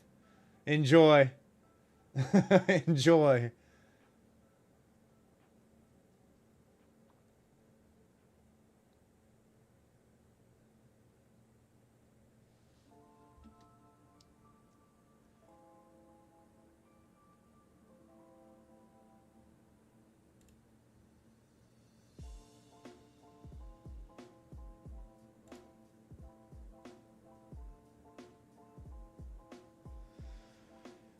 Man, it sure would be nice to catch a trade tonight, but I don't know that I'm going to, guys. Like this market is just not doing anything.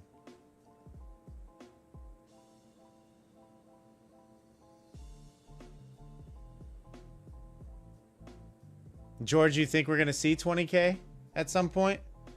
I mean, higher time frame wise, we've got the big gap here at about 20,400, right? The start of it is. And then there's still this gap down here too at like 18,630-ish.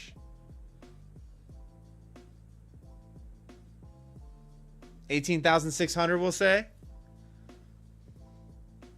Need a pet chicken. So, yo, Jim. Jordan, honestly, I'll be 100% honest here. The Quant Tower copy trader is not the best. Like, I definitely have tried it, and I catch slippage on some of the accounts. And not like a small amount of slippage. So, I'm not a huge fan of it. But I don't really worry about that. I don't copy trade a whole lot. I trade every account individually. Nims. Hey, what's up, Obaid? My chat is asking for something. What are they asking for? Half of the channel earnings for Mason and the other half for a trading chicken. Originate within. What is my entry strategy? Well, during RTH,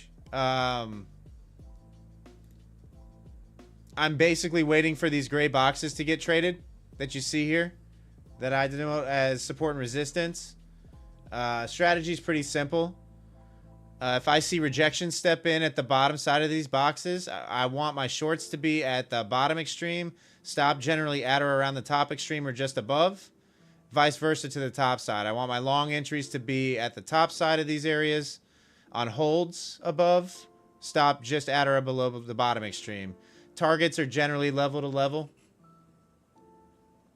Hey, thanks for the sub. Been there.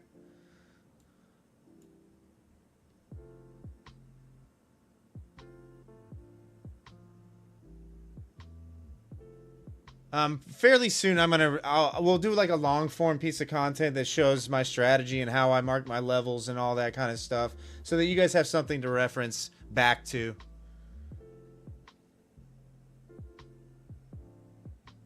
Oh, Jordan, you wanted to trade Lucid too? So if you're trading on if you're trading on Quant Tower, Jordan, Quant Tower does have the X version as well. I think even if you sign up for Top Step X, you can still trade on Quant Tower. It'll just be on the Project X platform. So I think you can still do it.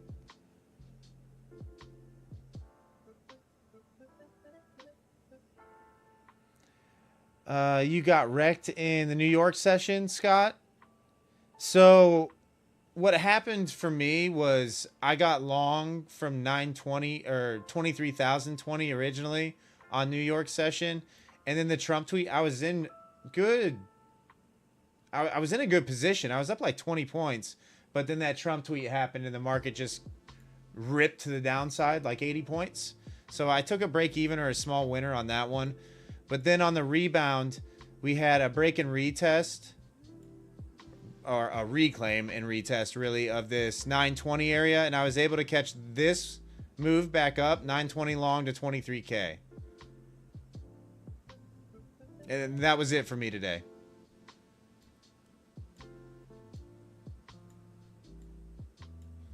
Oh, let's see here. Do I wait for momentum or just when I see rejection? So I'm looking at a few things originate within. I'm looking at either aggressive buyers or aggressive sellers to be getting absorbed by the passive buyers or passive sellers, i.e. a lot of green bubbles with price not able to move, not able to push new highs.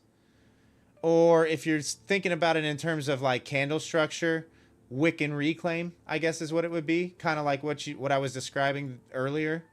Something like this, where you're wicking and reclaiming the level.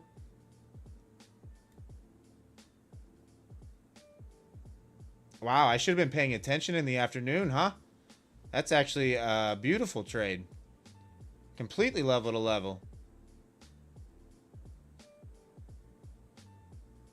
I don't know if I would have been able to hold through this pullback, though. That's the thing. I mean, that's what? 20 points on the pullback?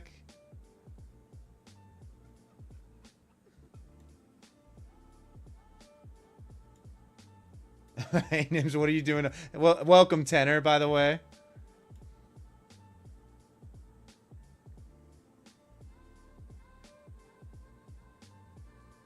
But does that answer your question, Originate Within?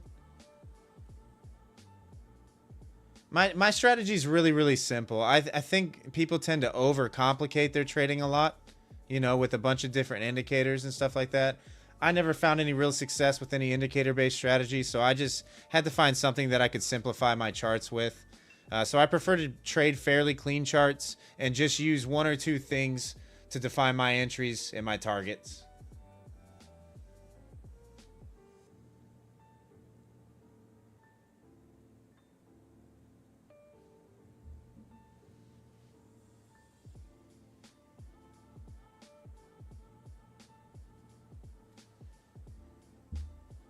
Nims, the market's only gone down since your cat gave the signal.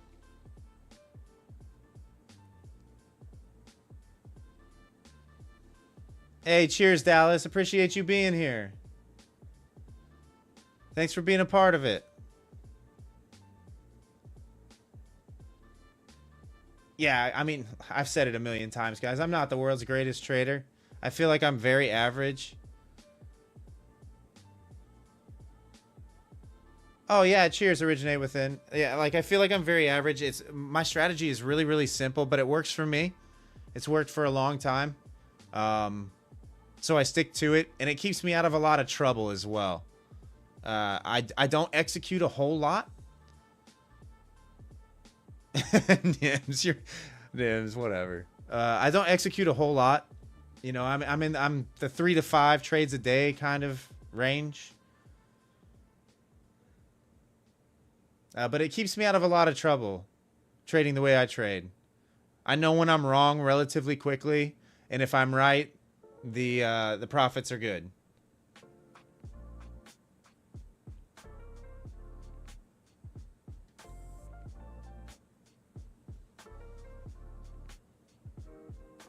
Unless Trump randomly is on X for some reason and decides to put something out there.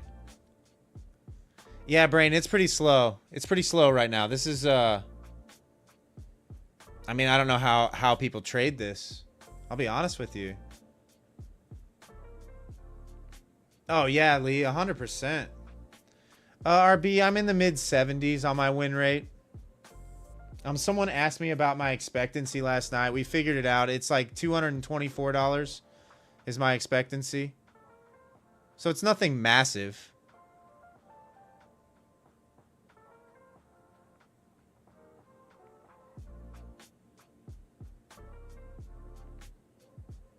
Okay, are we just going to completely retrace the buy up here? Like, is that what's happening?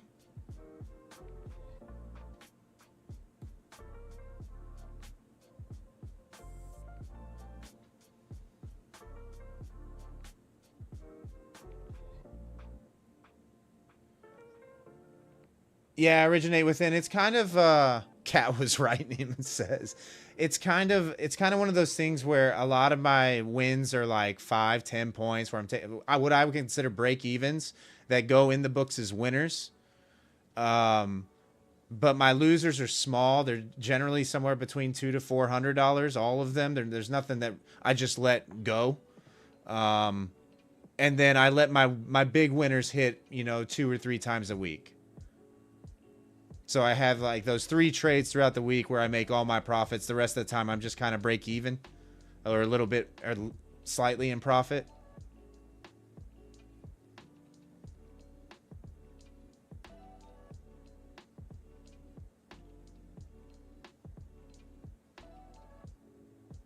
But I've learned to be okay with missing a lot of the moves, you know? That's very, very hard when you're day trading, watching the market move around, and you're seeing all these dollar signs evaporate to not click a button and just sit there and wait. 10er Bitcoin just dumped? Oh, nice, Kevin. 200 schmeckles, he says. How do I find the levels? Originate Within. We're going to do a... Wow, we actually are selling pretty hard here.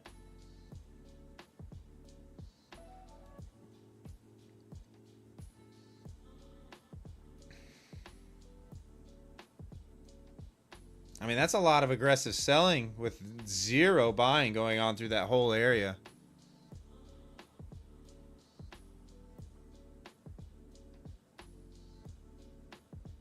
Yeah, Knox. I mean, that's a lot.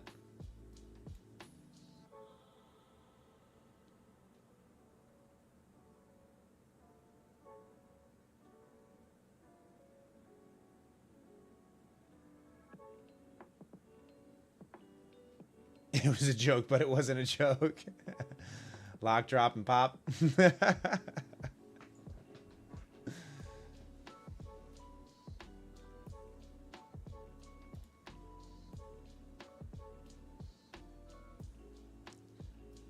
I mean, I'm not opposed. I'll watch ES here at 62.90. If it loses 62.90, the next level on ES that I would be watching would be 62.87.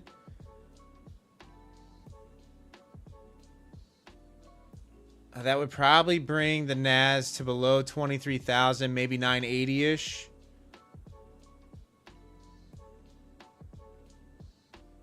Oh, nice, Bearish.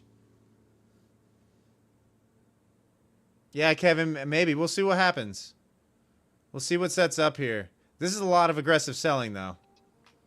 Like, if price is not able to push below 23,020 here, I'm leaning towards the long side once again. Oh, Nims is 23K a Cockroach Motel. It's setting up that way. It is definitely setting up that way.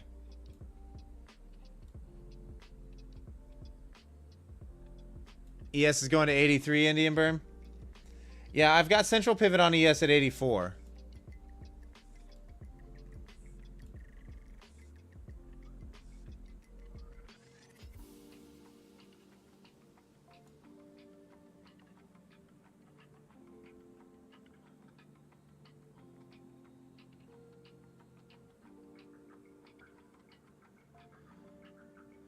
No, Attila, I don't think so. We don't really have any news tonight until, what was it, 10:30, 11:30, something like that, Eastern Standard.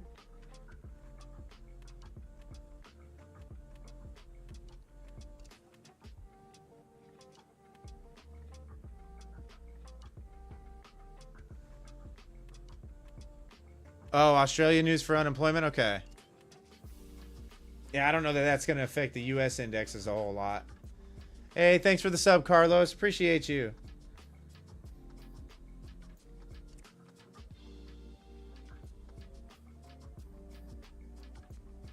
The dog is eating now, so we're ready for the pump.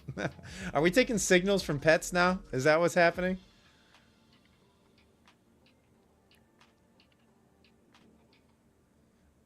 I'm not opposed. If we can get a little move back up before we get to 23,020, like maybe 23,000 mid to high 30s, I would be all right with trying the short from there. Stop just above point of control. Cockroaches and dogs could give signal. Oh, man. But yeah, chat, let me know. What do you think about having a chat trades and eval night? We have to set some sort of like rules so that we're not just blowing the account in 5 minutes. But I think that's what we're gonna do. Like, we could start it. What do you think? Sunday globex session? What does big retrace mean? So, Sid, when price does something like this, where it has a big move in one direction, and then when price completely goes the opposite direction in an equal move, that's a retrace. This side of it is a retrace.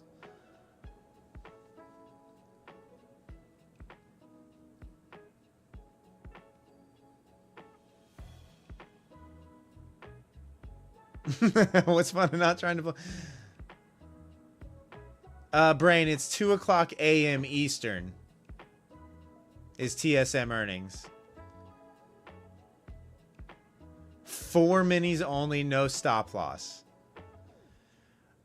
So what I can do is I can look for a 50K account that doesn't have end of day, that has no trailing drawdown whatsoever. All right, we're coming back up into those mid 30s.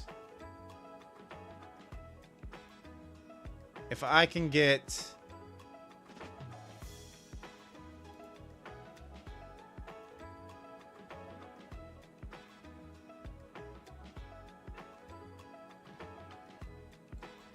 See if I can get this entry. And then we'll go a stop with something like this.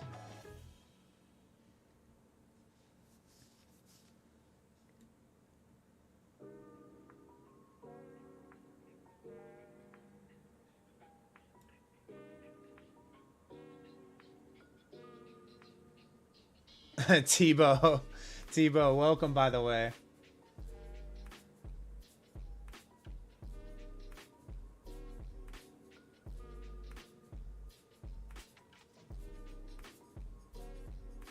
Click and pray.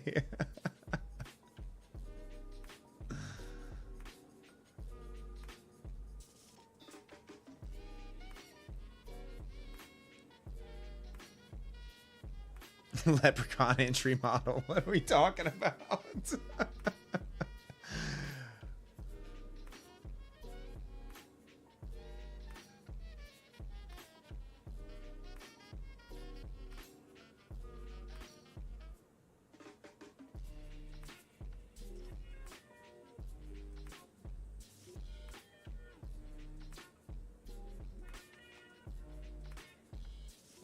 Steve, not yet. This trade is outside of my normal, like, RTH strategy. I'm just trying to get a trade in. I'll be honest with you. 100%.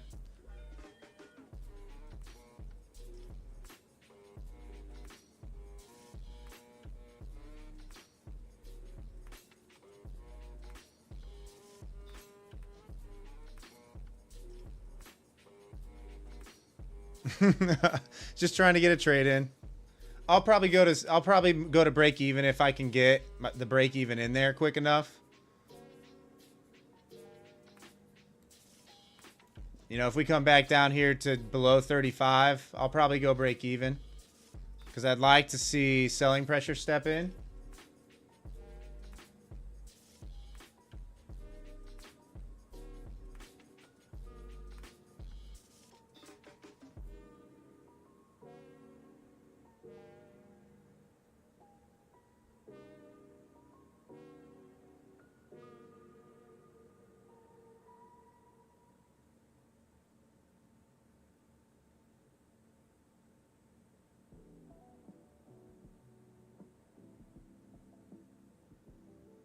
Roman, I'm short right now.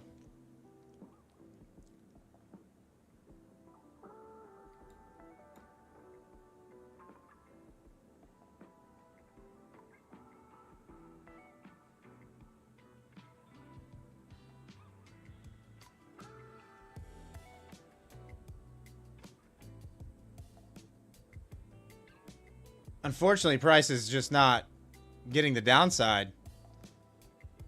We're kind of just stuck here at this 40 level.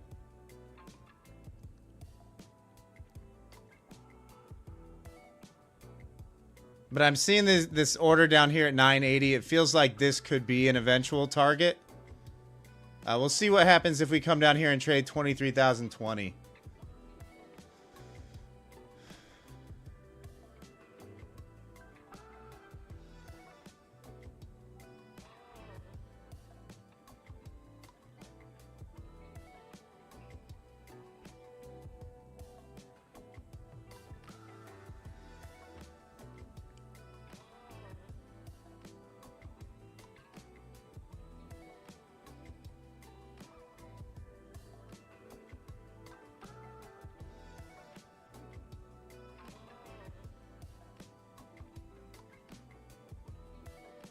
All right, let's see if we can get this push down. Retest this area in the low 30s. Wow, that is just got bought up really quick.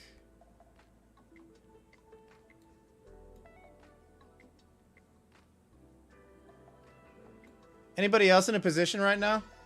Out of curiosity. Chat, let me know.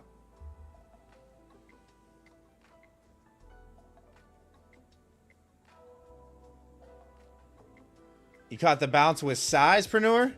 You got size on right now? Are you long? Long ES at 90? Okay. Everybody else is long right now? That's not giving me good confidence here. Everybody's like, I'm long, I'm long.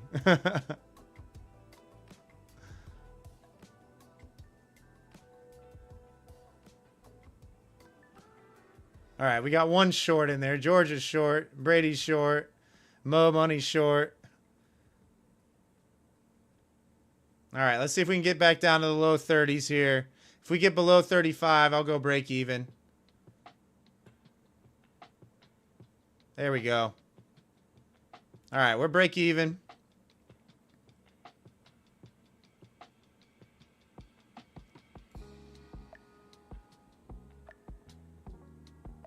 Let's just target 23,020.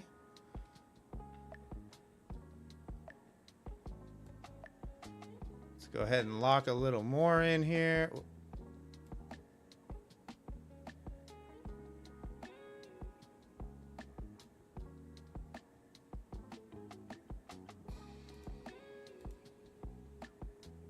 Looks like I'm going to take the stop, but that's okay.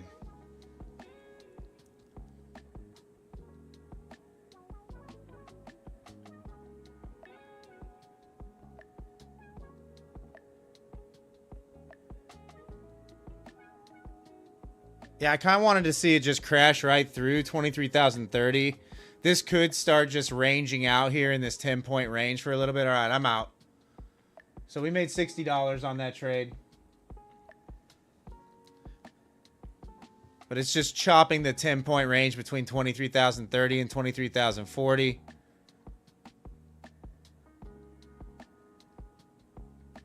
Oh, nice, Preneur. GG's. GG's in the chat for Preneur.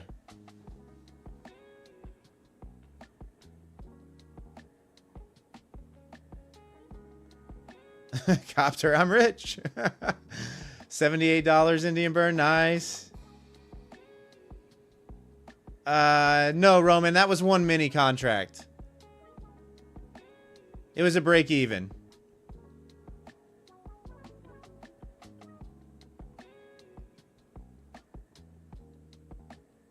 Oh, Gixer. I was seeing the test of these wicks over here, pretty much, in the middle of a chop range. You know, the bottom side set up here. We broke strong below, so this would be a break and retest scenario for a short position from 23,040 right here. Wasn't really looking for like a big trade, but just something to get a trade on the books during the globex session.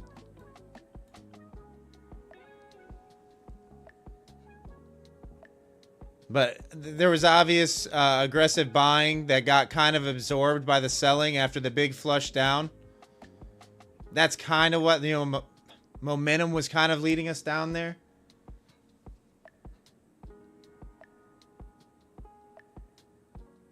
And then if you notice, my stop was back above this point of invalidation. Up here with this tiny doji candle. That's mixed into a sea of red candles.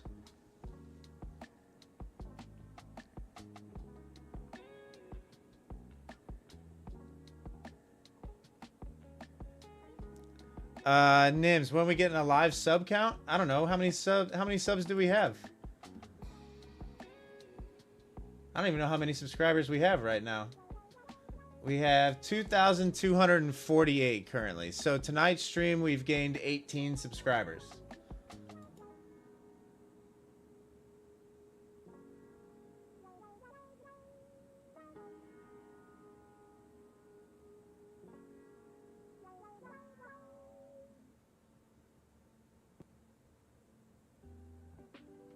Beautiful options you sent me. Need a live affiliate account. Pider, you want to make it to 2.5K tonight? I mean, we still got another hour. Like, generally the streams, my streams, for whatever reason, pick up later. Have you guys noticed that? Like, I'll be getting ready to end the stream, and all of a sudden we'll have 300 people in here. And the sub alert box will be going off every 2 seconds.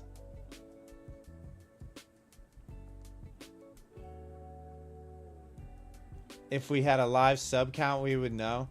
Nims, here's the thing. So for all my like stream stuff, I use Stream Elements, but all their widgets and stuff like that are they're for Twitch.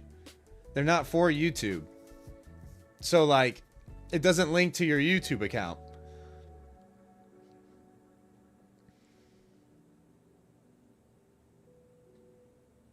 Bearish, I want to say it's Australian people in their lunchtime.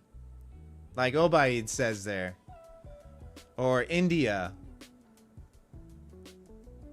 That too, Danny boy. The West Coast people. Yeah, the West Coast people are getting off work right about now. DeMonte, right now I'm trading props. That trade was on my funded futures.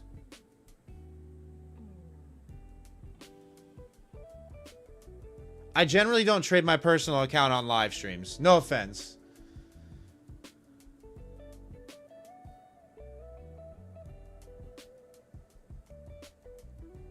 Mitch, you love the Asia session? Some people like it. It doesn't. What Nims, what are you messaging me right now on WhatsApp?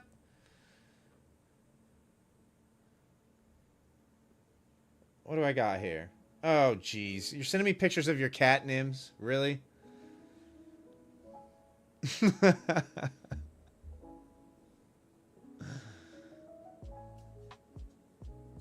Oh man, I had a really good entry, I think, guys. Maybe I should have let it breathe. I had the very top of that pullback. Nice, Kevin. Cheers.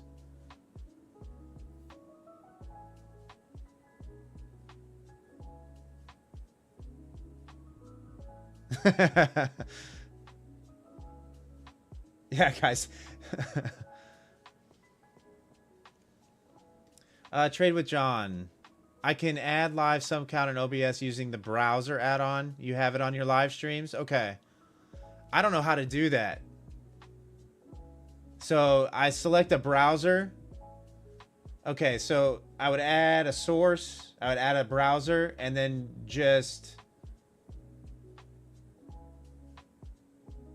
I would have to crop the window, I think.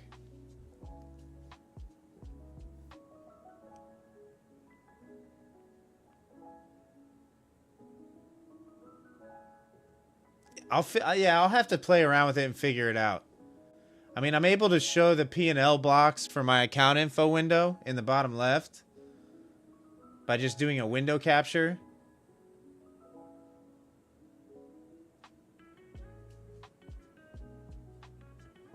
Yeah, I'll have to do it. I'll have to do it for like milestones, right? I don't know if I want it up there every stream. It's a little distracting. But milestone events, when we're getting close to major milestones, I'll throw it up there.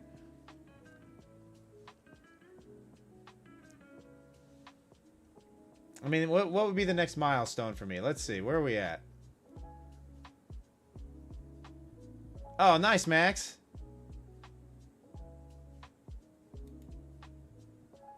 So the next milestone for me would probably be... What would we say? 3K? 3K would be the next milestone? Because we're at like 2.2K right now.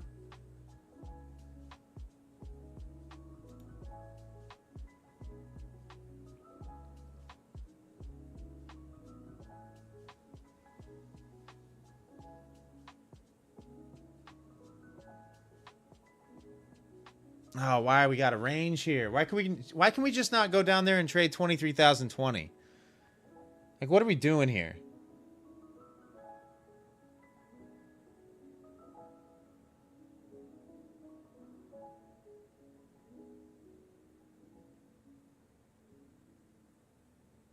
I feel like it's just baiting people in both directions with the aggressive move up, the aggressive move back down, and now it settles.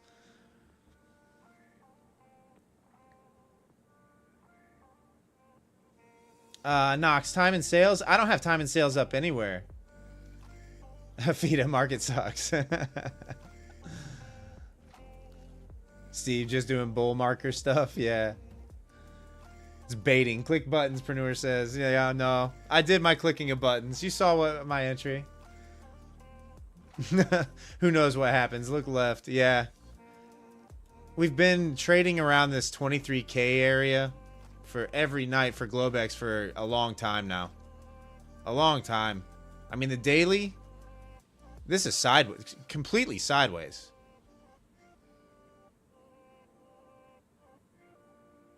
I mean, you've had looks above. You haven't really had much looks below, except for maybe this. But, I mean, this is completely sideways. 2 straight weeks of sideways action in a range.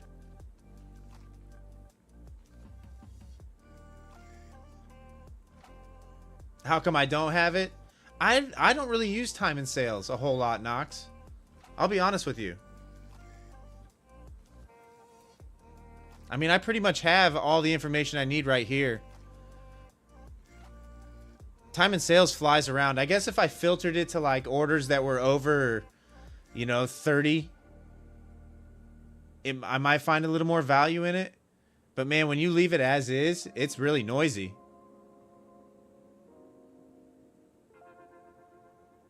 So if I guess if I filtered out a lot of the noise and just left the big blocks up there, it might be a little more useful, but I kind of see that already, what's happening.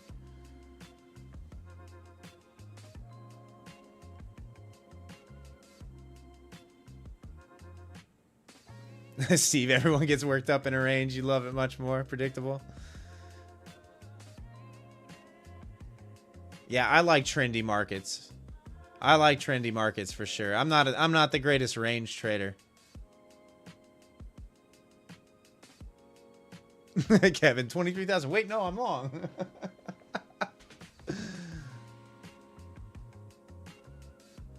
Oh, Nims, I know. These moving averages are just, I mean, they're pointing straight up.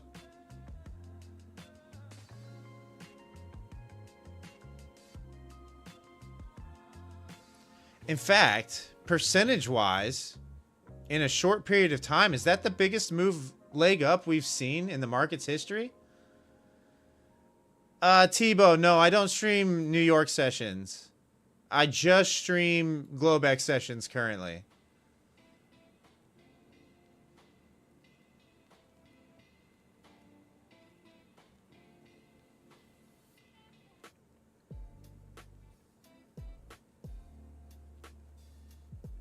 Tebow, do you happen to be the same Tebow from Good Gains Discord? Out of curiosity.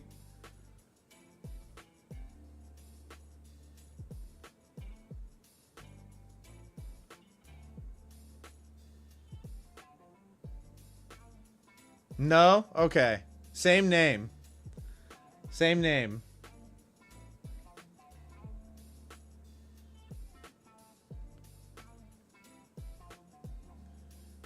Daniel, can I do a chat channel on Discord for the pet pictures? What are we talking about here?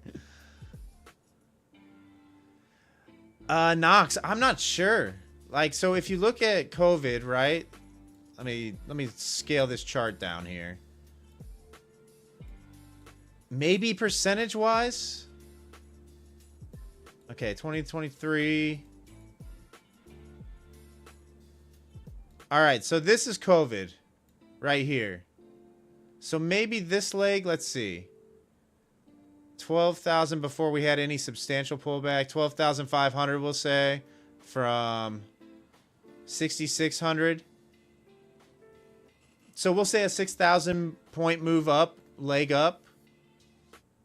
That lasted, let's see, what is this? This is March 19th, 2020 until September 1st. So 6 months, we'll say. 5.5 months. And this move is 16,500 to 23,000.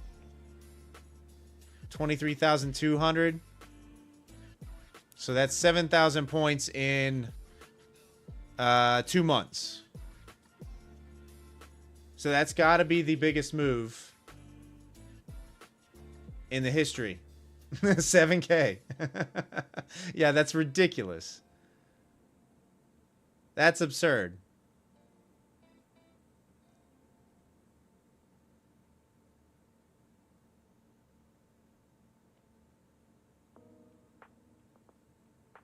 Trump market trade. It's that's crazy if you think about it. Like that is insanity.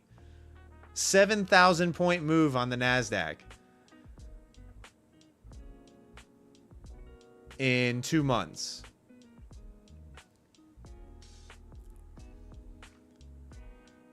That's a 100% move. This is this is nuts. This is crazy, especially after this kind of sell-off with no kind of stall out, just an immediate bounce and recovery. Crazy. That's all right. We loaded up the long-term portfolio right here at 17K, so we are good. Okay, I'm confused. Nima Nimai. Well, welcome, Nimai.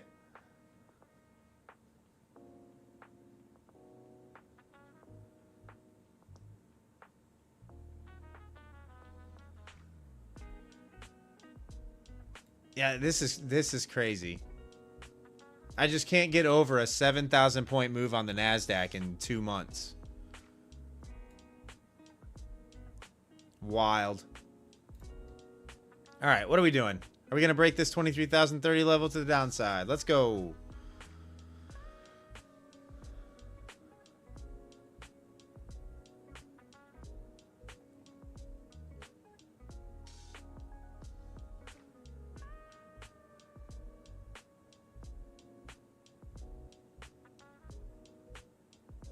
Yeah, George, I agree. I mean, I want the pullback, right? The problem is it's just trading sideways while this daily 20 is catching up. So I have a feeling we might see another leg higher before we do see a pullback.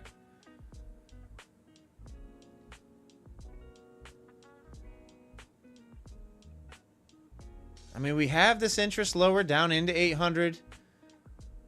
I'd like to see this 800, 780 area get traded at least once more before that leg up, because that is the buy spot for me.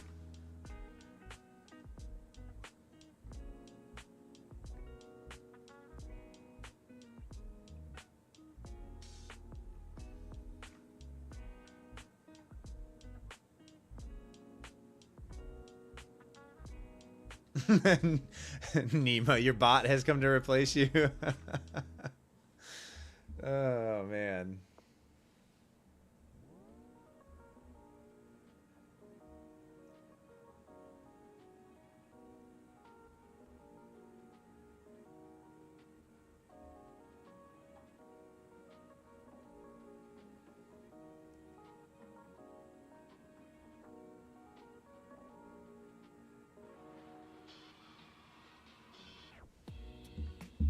Well, we still have 200 people tuning in, guys. Even with the slow markets, I can't thank you all enough for hanging out with me tonight.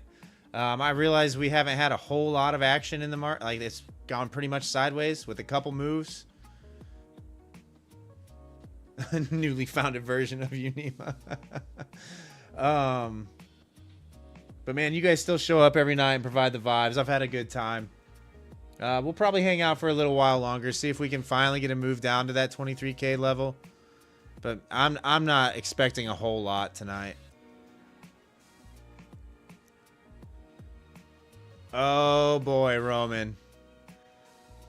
You make that call, my guy. Chat, give Roman some trading advice. Should he chase $139 with 3 minis?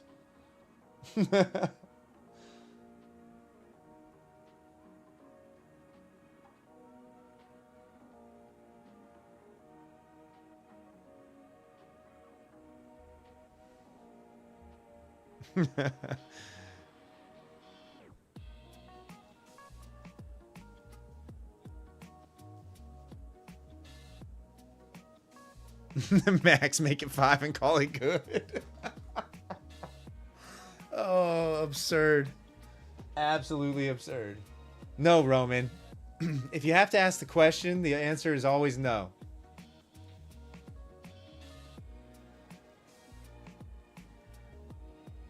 Sam, you've got me blasting.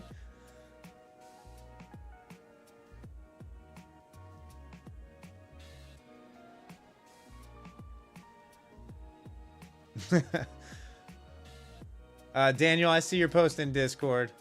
I see your post in Discord.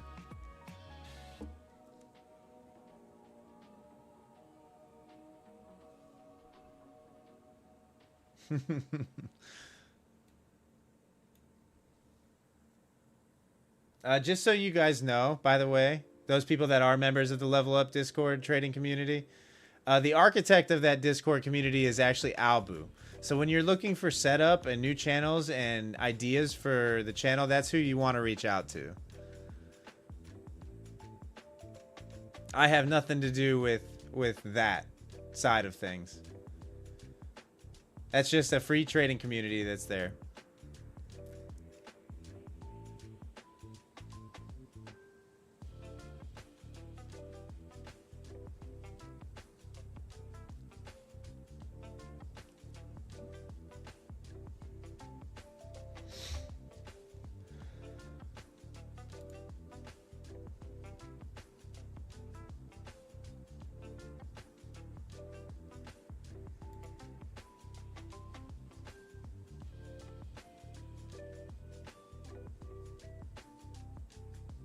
Hang on, guys. I gotta adjust this fan.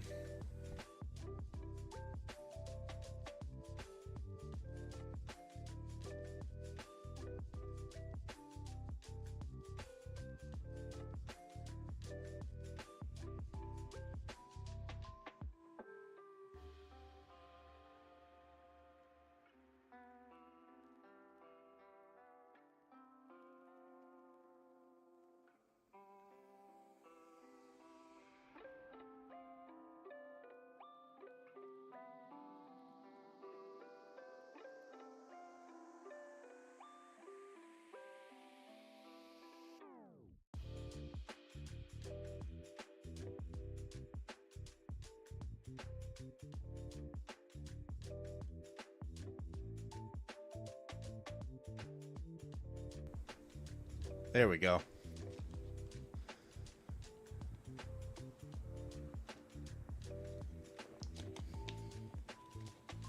Are any of you guys still holding that short position? Or a short position? Anybody short from the top?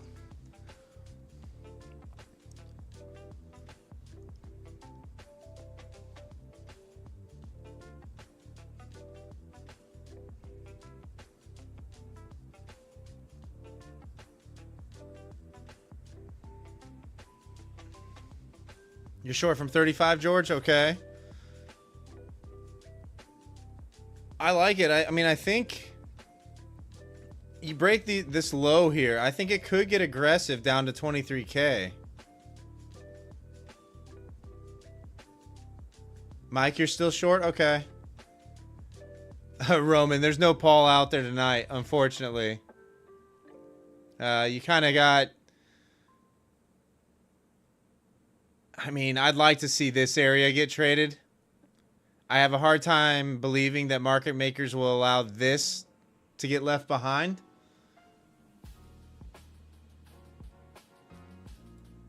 You know, the 800 to 8. Like, you can see the orders stacked in here. Somebody's trying to layer into a long position. So I have a hard time believing that they're going to leave this behind. So I'm expecting one more move through the range to the downside to test that 780 to 800. Maybe look below that area and then a buy up. Would I prefer lower? Yeah, I would prefer lower.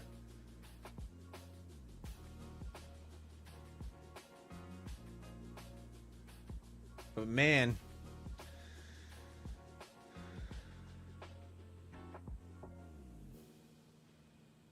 Oh, yeah, Jack. Yeah, Jack. For dog training? Yeah, if that's what you're talking about.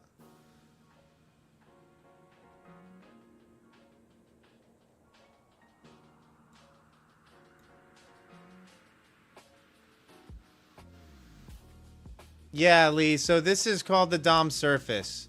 It's kind of Quant Towers, my trading platform's version of Bookmap.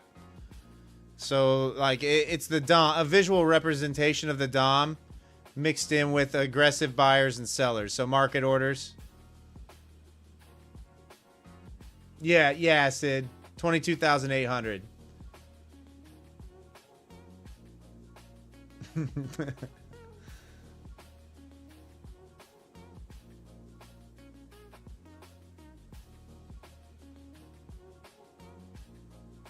Oh, nice. GG's, Kevin. Enjoy your evening.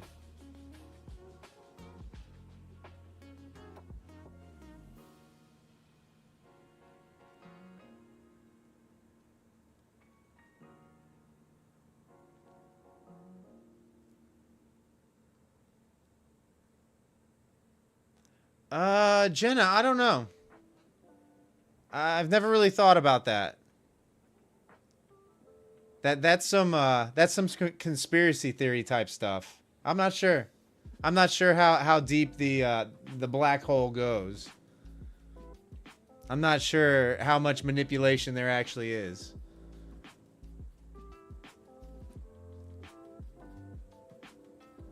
Sid, 22,800? Well, like, why do I think that area? Is that what you're asking?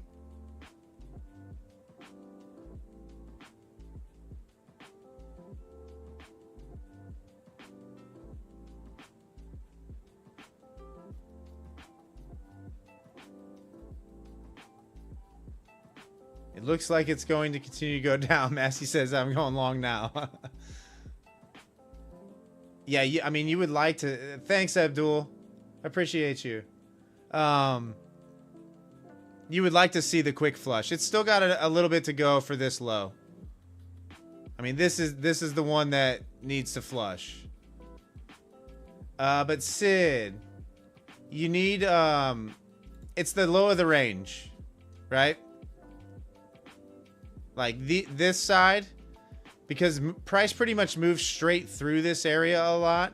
Generally, when you see these straight up and straight down moves, price tends to travel quick above or below in this area. So if it gets below 780, in my opinion, does it have to happen? No.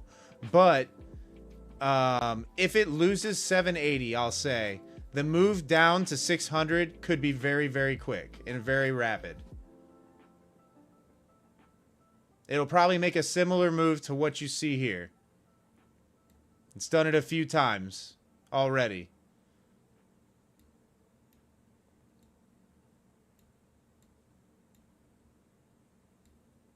So that's the level that I'm watching. If it holds its support, that's a great long opportunity for the next leg higher. You already have your interest here. Here, I'll move it up so you can see it. But you already have blocks stacking in here, trying to layer into that long position.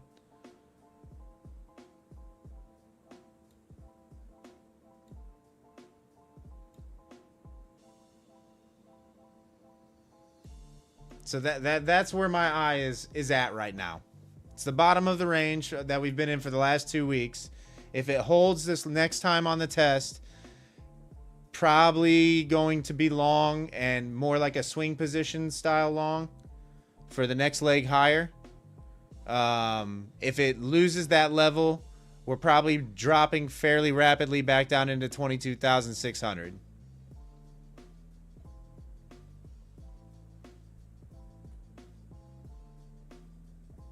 You're longing with both hands?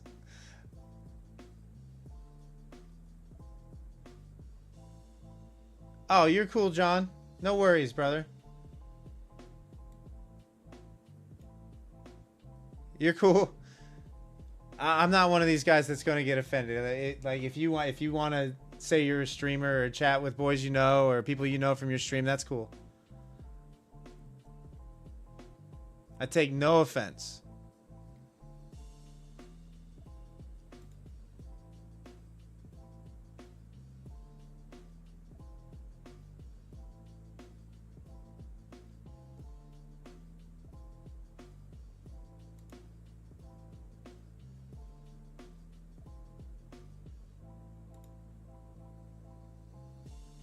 What would ICT do? No, trade with John. You're good. You're good, brother. You're good. No worries. I'm glad you're here. I'm glad you're here.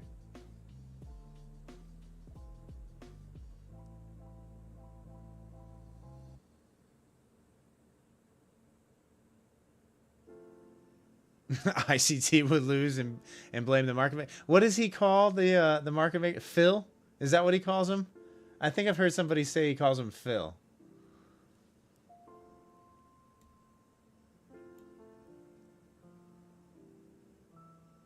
I can't trade.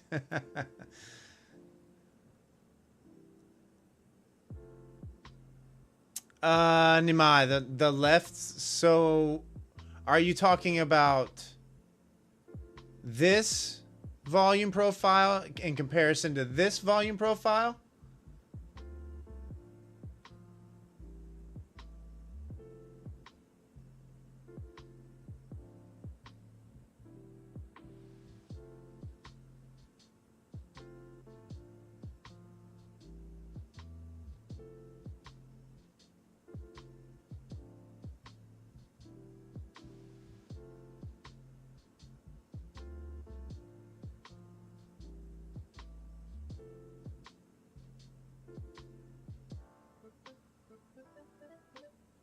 Okay, so on the right side, the volume profile that you see here is the Asia session volume profile. Like where price has been traded during this session or been attempted to trade. This is yesterday's volume profile. So this is the volume conducted from RTH, so New York session.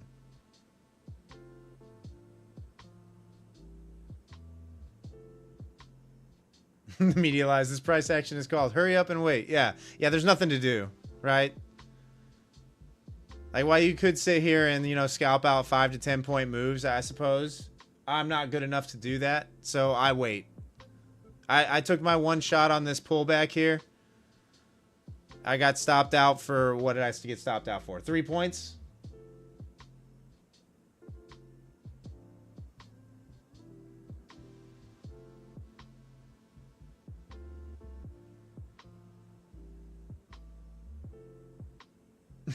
You're really into ICT during the summer?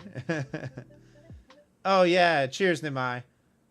So some people have a lot of different things, right? You can adjust these profiles for whatever you want the time frame to be. So if I wanted the entire week, I could go current week. If I wanted last week, I could go previous week. And it would show you where like last week's point of control was for the entire week. You could even do the month long if you wanted it there. But it would just stretch the whole chart.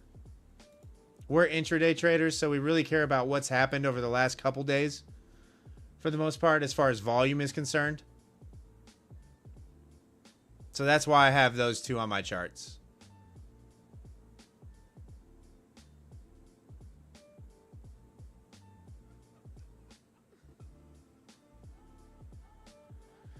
Oh man, this is brutal. I mean, ES is right back at that 62.90 area. That feels like why we're getting the hold up here. The long is actually the higher percentage play from here. But the short is the better reward, if that makes sense. What indicator, Robert? Over here? Is that what you're talking about? Hey, thanks for the sub, Sergeet. Appreciate you. Wow, that's a really long name. I'm not even going to try that.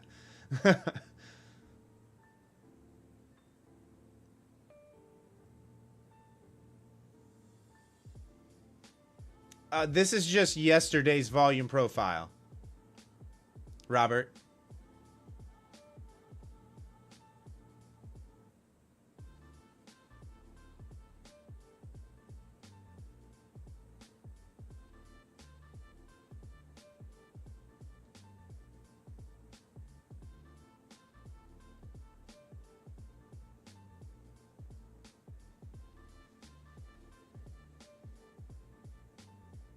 Indian Burn, you think we're going back up? Yeah, we very easily could range out. Yeah, and so the current session is the one on the right, Robert. So this side will continue to develop. The volume profile on this side will continue to develop until New York close tomorrow afternoon.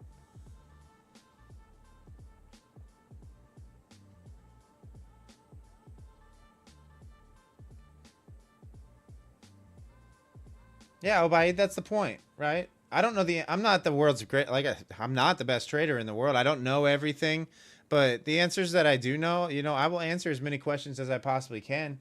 And if I don't know the answers, there's probably somebody in the chat that does. You know, that's why these streams are here. Not so much for the live trading, but more for the camaraderie, the community, the lessons you can learn without having to spend $4,000 or $12,000 annually for a course. You know, where they're not going to really teach you how to trade, but they'll do live trading with you for an hour. Not really teach you anything, but you can copy trade them. But that, I don't feel you learn that way.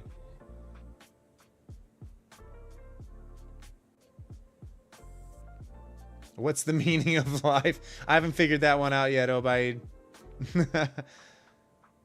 Knox, I like it down. Honestly, I like it down to 980 if we're going to get the flush out here below 23,020.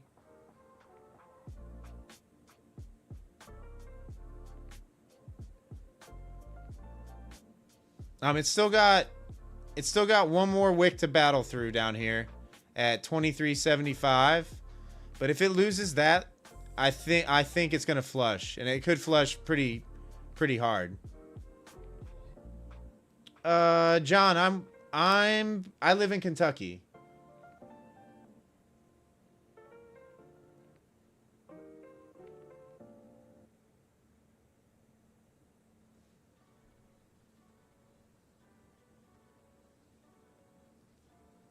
I know, and no, I know I don't have the southern accent that you typically hear from people who live in Kentucky. That's because I'm not from here originally.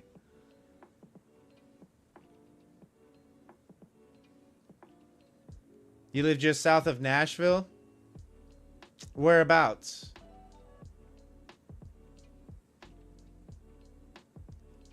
Oil?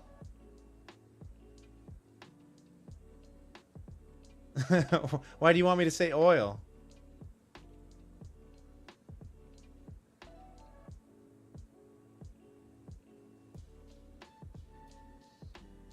Tullahoma? Okay. Murfreesboro? I know exactly where that is. Know exactly where that is.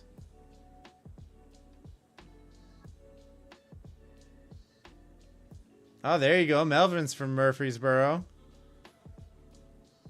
Robert, you're going to Kentucky next month for a bachelor party? Whereabouts in Kentucky? Robert's from Atlanta. Okay.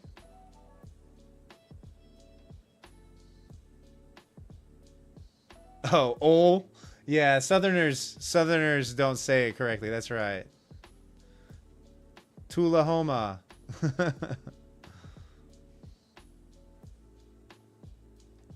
Close to Cincinnati, so Florence probably, Robert.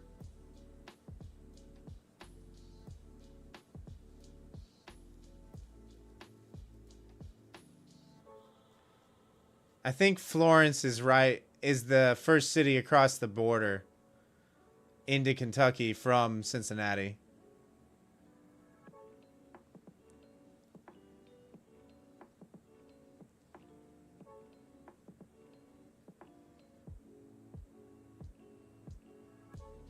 Wow. All right. Who took the long there?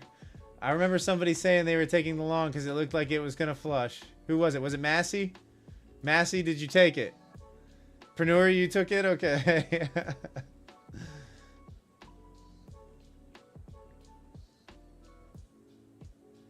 Yeah, Sam Lynn, that's the problem. And that's why I kind of do these things. I'm never going to sell you a course. I'm never going to sell you a mentorship. I don't even pump my affiliates on my live streams, right? The affiliates that I do have.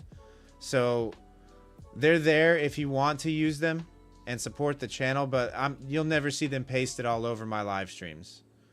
We're not selling you anything, and we just want to provide a nice, safe community. There's not a lot of channels out there that do that in the YouTube space, so we're trying to accomplish something, and unfortunately,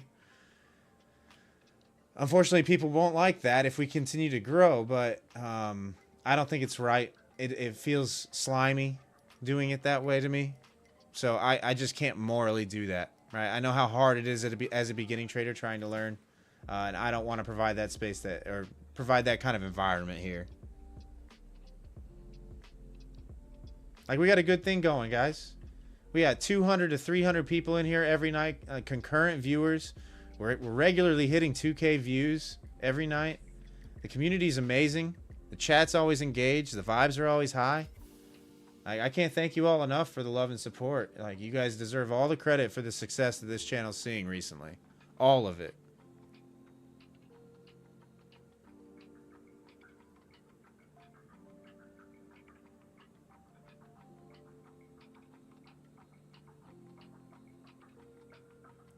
Yeah, John, like, it's the last 2 months, man. I went from 600 subs to, I don't know what we're at right now.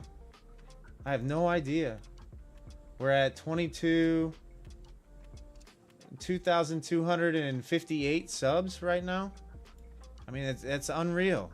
Growth like that is not seen everywhere. It's so rare, especially in the YouTube trading space.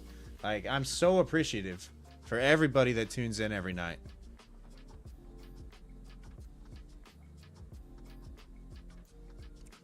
Can I zoom a little to the book knocks? What do you mean over here? You want this zoomed in a little bit?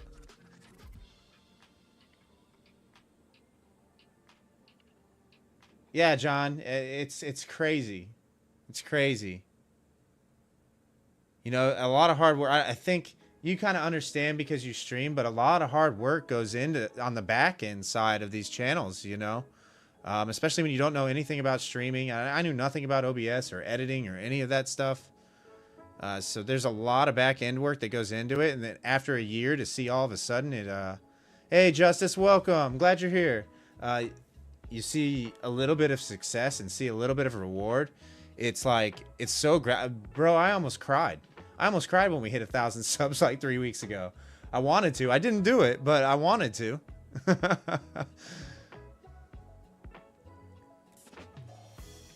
Hey, what's up, Gia? Yeah, I took one trade. It was a break-even trade. I'm up $60 on the session. The price is really not doing anything but ranging sideways. It made 2 moves. They were kind of out of nowhere and rapid. Yeah, Wix, I was pretty close. I was in my feelers for sure.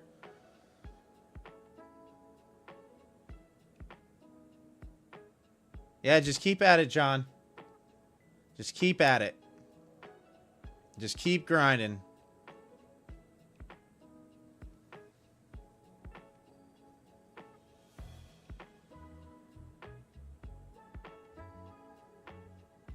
Oh, Justice. So it's a lot, like, it looks a lot more than what it is, right? Okay, so the levels that you see here, these are the orders on the books on NQ. So this is your DOM. Like, if I zoom in even more, you can see the numbers that are there. These lines that you see indicate the amount of volume that's resting at these prices. So yellow indicates medium volume, red would indicate higher volume or bigger number blocks. And then, so those are your passive buyers and sellers. And then the dots that you see are your aggressive buyers and sellers. Red being aggressive sellers, green being aggressive buyers. So your market orders that are coming in other words.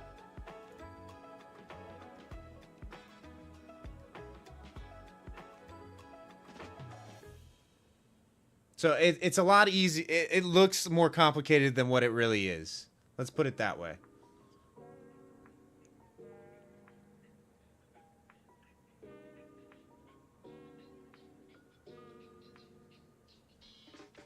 John, yeah, go ahead. If you want to post a link, you're fine.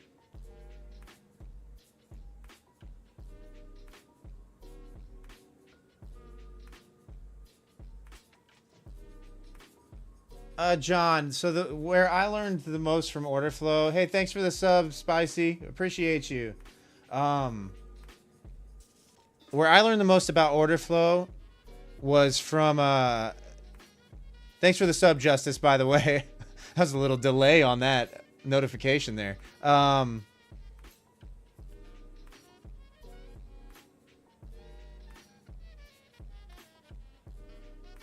I would check out Carmine Rosado's older stuff. That's kind of where I learned. He explains it really easily. I know he's one of those guru type, mentor type guys, but he's got a lot of good free videos out there. The other guy that is kind of in that guru trade signal space that I learned a lot from, especially about like locating support and resistance areas, was Vincent Desiano. Those are the two guys that have got a lot of good free content out there that I think you can pick up some tips from if you watch some of their stuff.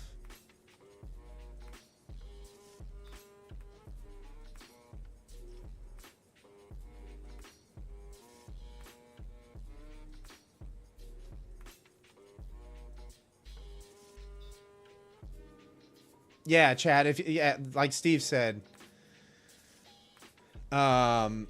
if you guys know of anybody that's really good, don't hesitate to put it in the chat.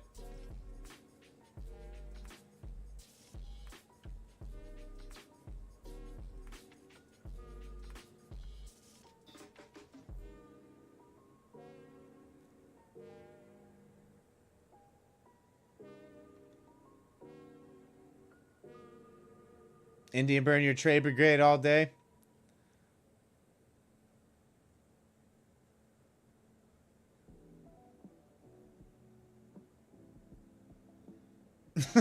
Copter, you heard of this West guy? He's pretty good. Nope, never heard of him. Never heard of him. Who's this West guy? No, I pretty much like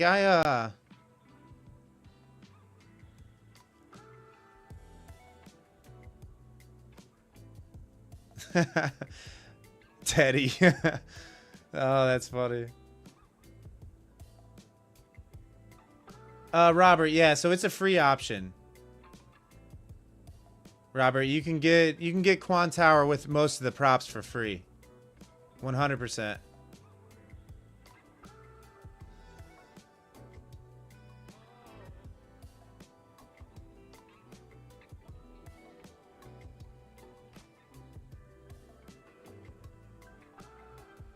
But I haven't really watched any trading influencers in a very long time. So I'm kind of out of the loop as far as what's good that's out there. So chat, you're going to be more knowledgeable on this than I am. Yeah, Spicy, it still looks like it wants to break down. At least, you know, wick down below 23,020. We do still have these orders resting below 22,990 to 20. Now it's at 22,009, below 970, like 967.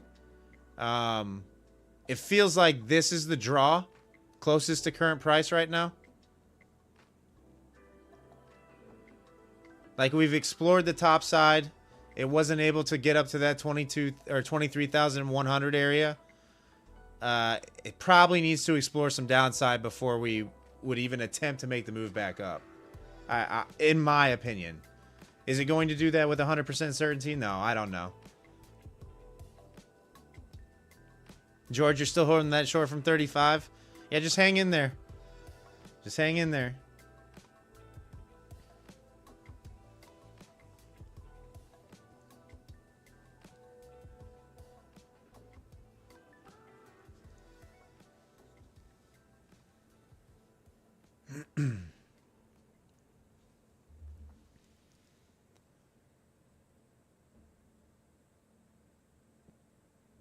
Yeah, cheers, John. Enjoy your evening.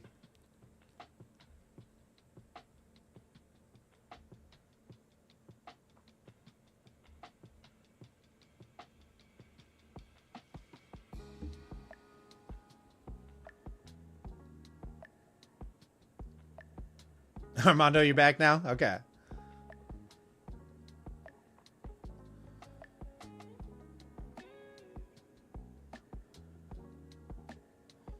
Carmine and Rips are good for knowledge. Yeah, like I said, guys, I just don't watch any of them because I'm so in tune with how I trade that I don't want anything like swaying my decision making, right? And if I do that, something will sway my decision making.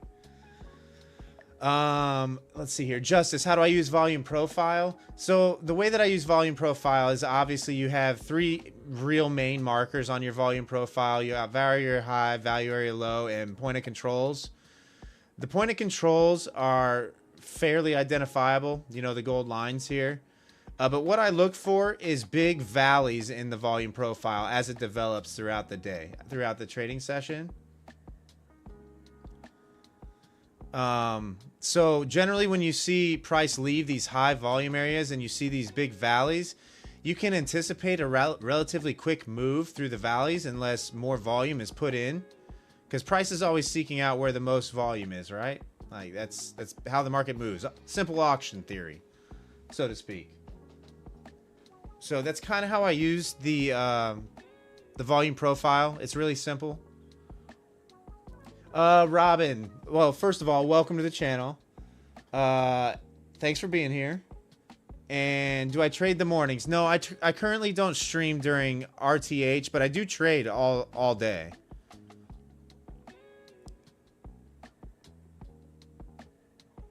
What I try to do during RTH is just lock in, because this is what I do full time. This is how I make my money.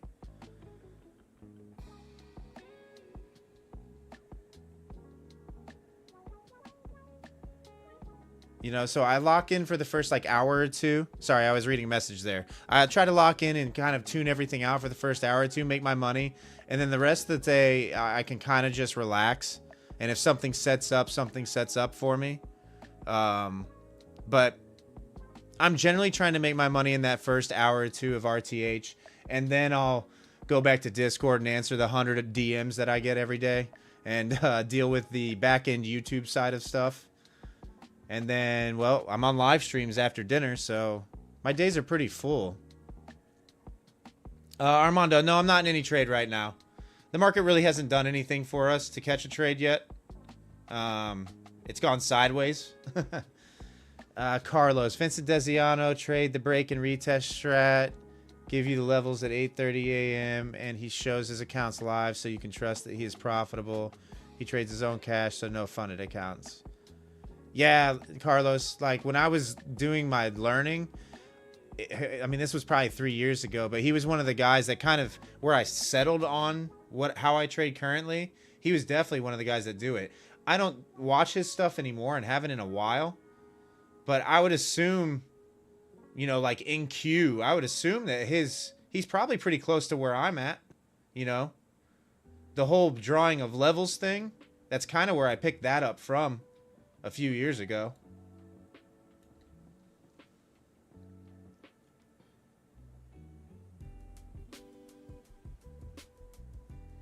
No, news is more like impulse is how I look at news events. Unless it's like really extreme, like we really missed on CPI, you know, or any of those major news. I do expect some volatility to come into the market with the algos, but usually more often than not, you'll see that initial move away and then it will fully retrace.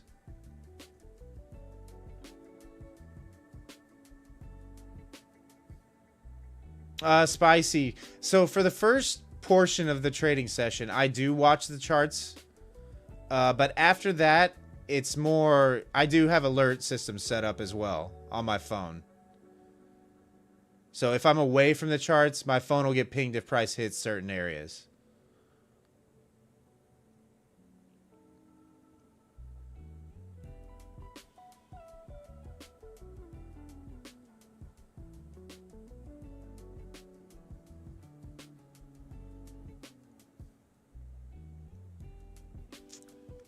CWH, the setup that I would be looking for right now would probably be a break of this 23,020 level. If we were to come back up and test from the bottom side after a flush and hold below 23,020, I would look for a short entry. But I don't know that that's going to set up tonight. It could. Just maybe not when I'm on stream.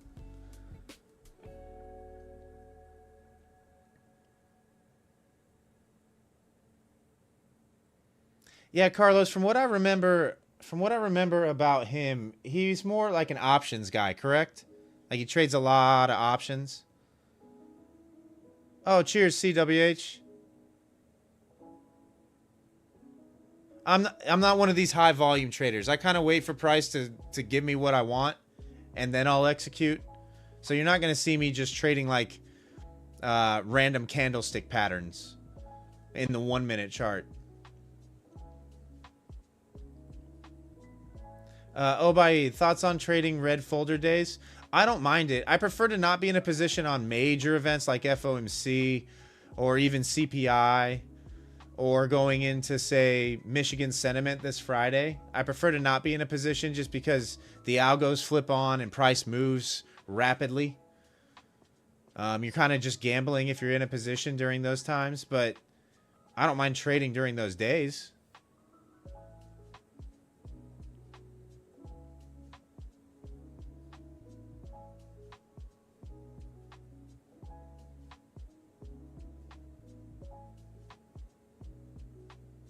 Yeah, Knox, I mean, it's what it's looking like. It's looking like a flush.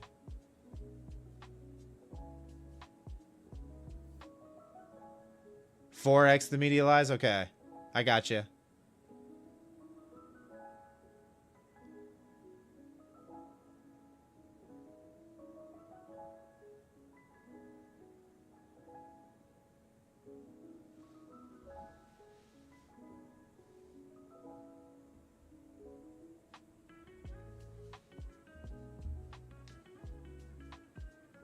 There's just such low volume here. Like it could flush. It could flush 20 points here. There's really not a lot stopping it below 23,020. All the way down below 990, really.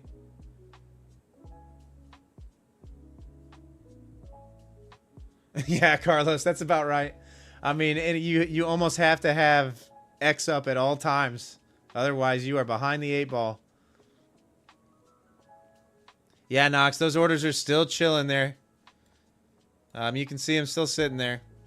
So, in that area, we've got... Since I'm probably going to end the stream here soon, let me show you what is there so that you guys can gauge what you want to do based on this. Okay, so you've got... So you've got roughly 50 orders, 50 plus orders sitting from 90 to 87.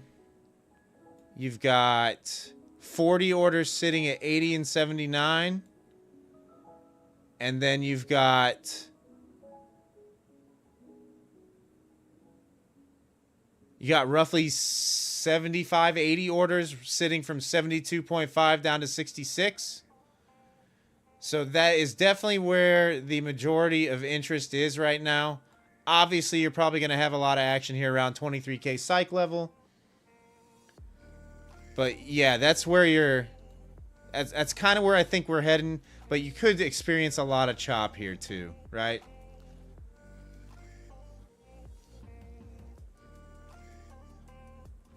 But yeah. Well, yeah, guys, thanks for tuning in tonight. I am going to end the stream there, try to get some sleep tonight so I can wake up refreshed in the morning for regular trading hours. Thanks again for the conversation in the chats. I appreciate you all tuning in every night. Once again, the vibes are high. Adrian, no, I don't really trade any options. I started out trying to trade options when I started, but I quickly found futures, and futures is a lot easier. Let's put it that way. But yeah, I am going to end the stream there. Thanks for tuning in tonight, guys. I appreciate you. I will be back tomorrow night for the last stream of the week. Globex session starting at 7:45 p.m. Eastern. Come back, hang out. Vibes are always high. If you want to support the channel, consider hitting that subscribe button if you're lurking in the background. Enjoy the rest of your evening, guys. Trade safe, and I will see you tomorrow night. Peace.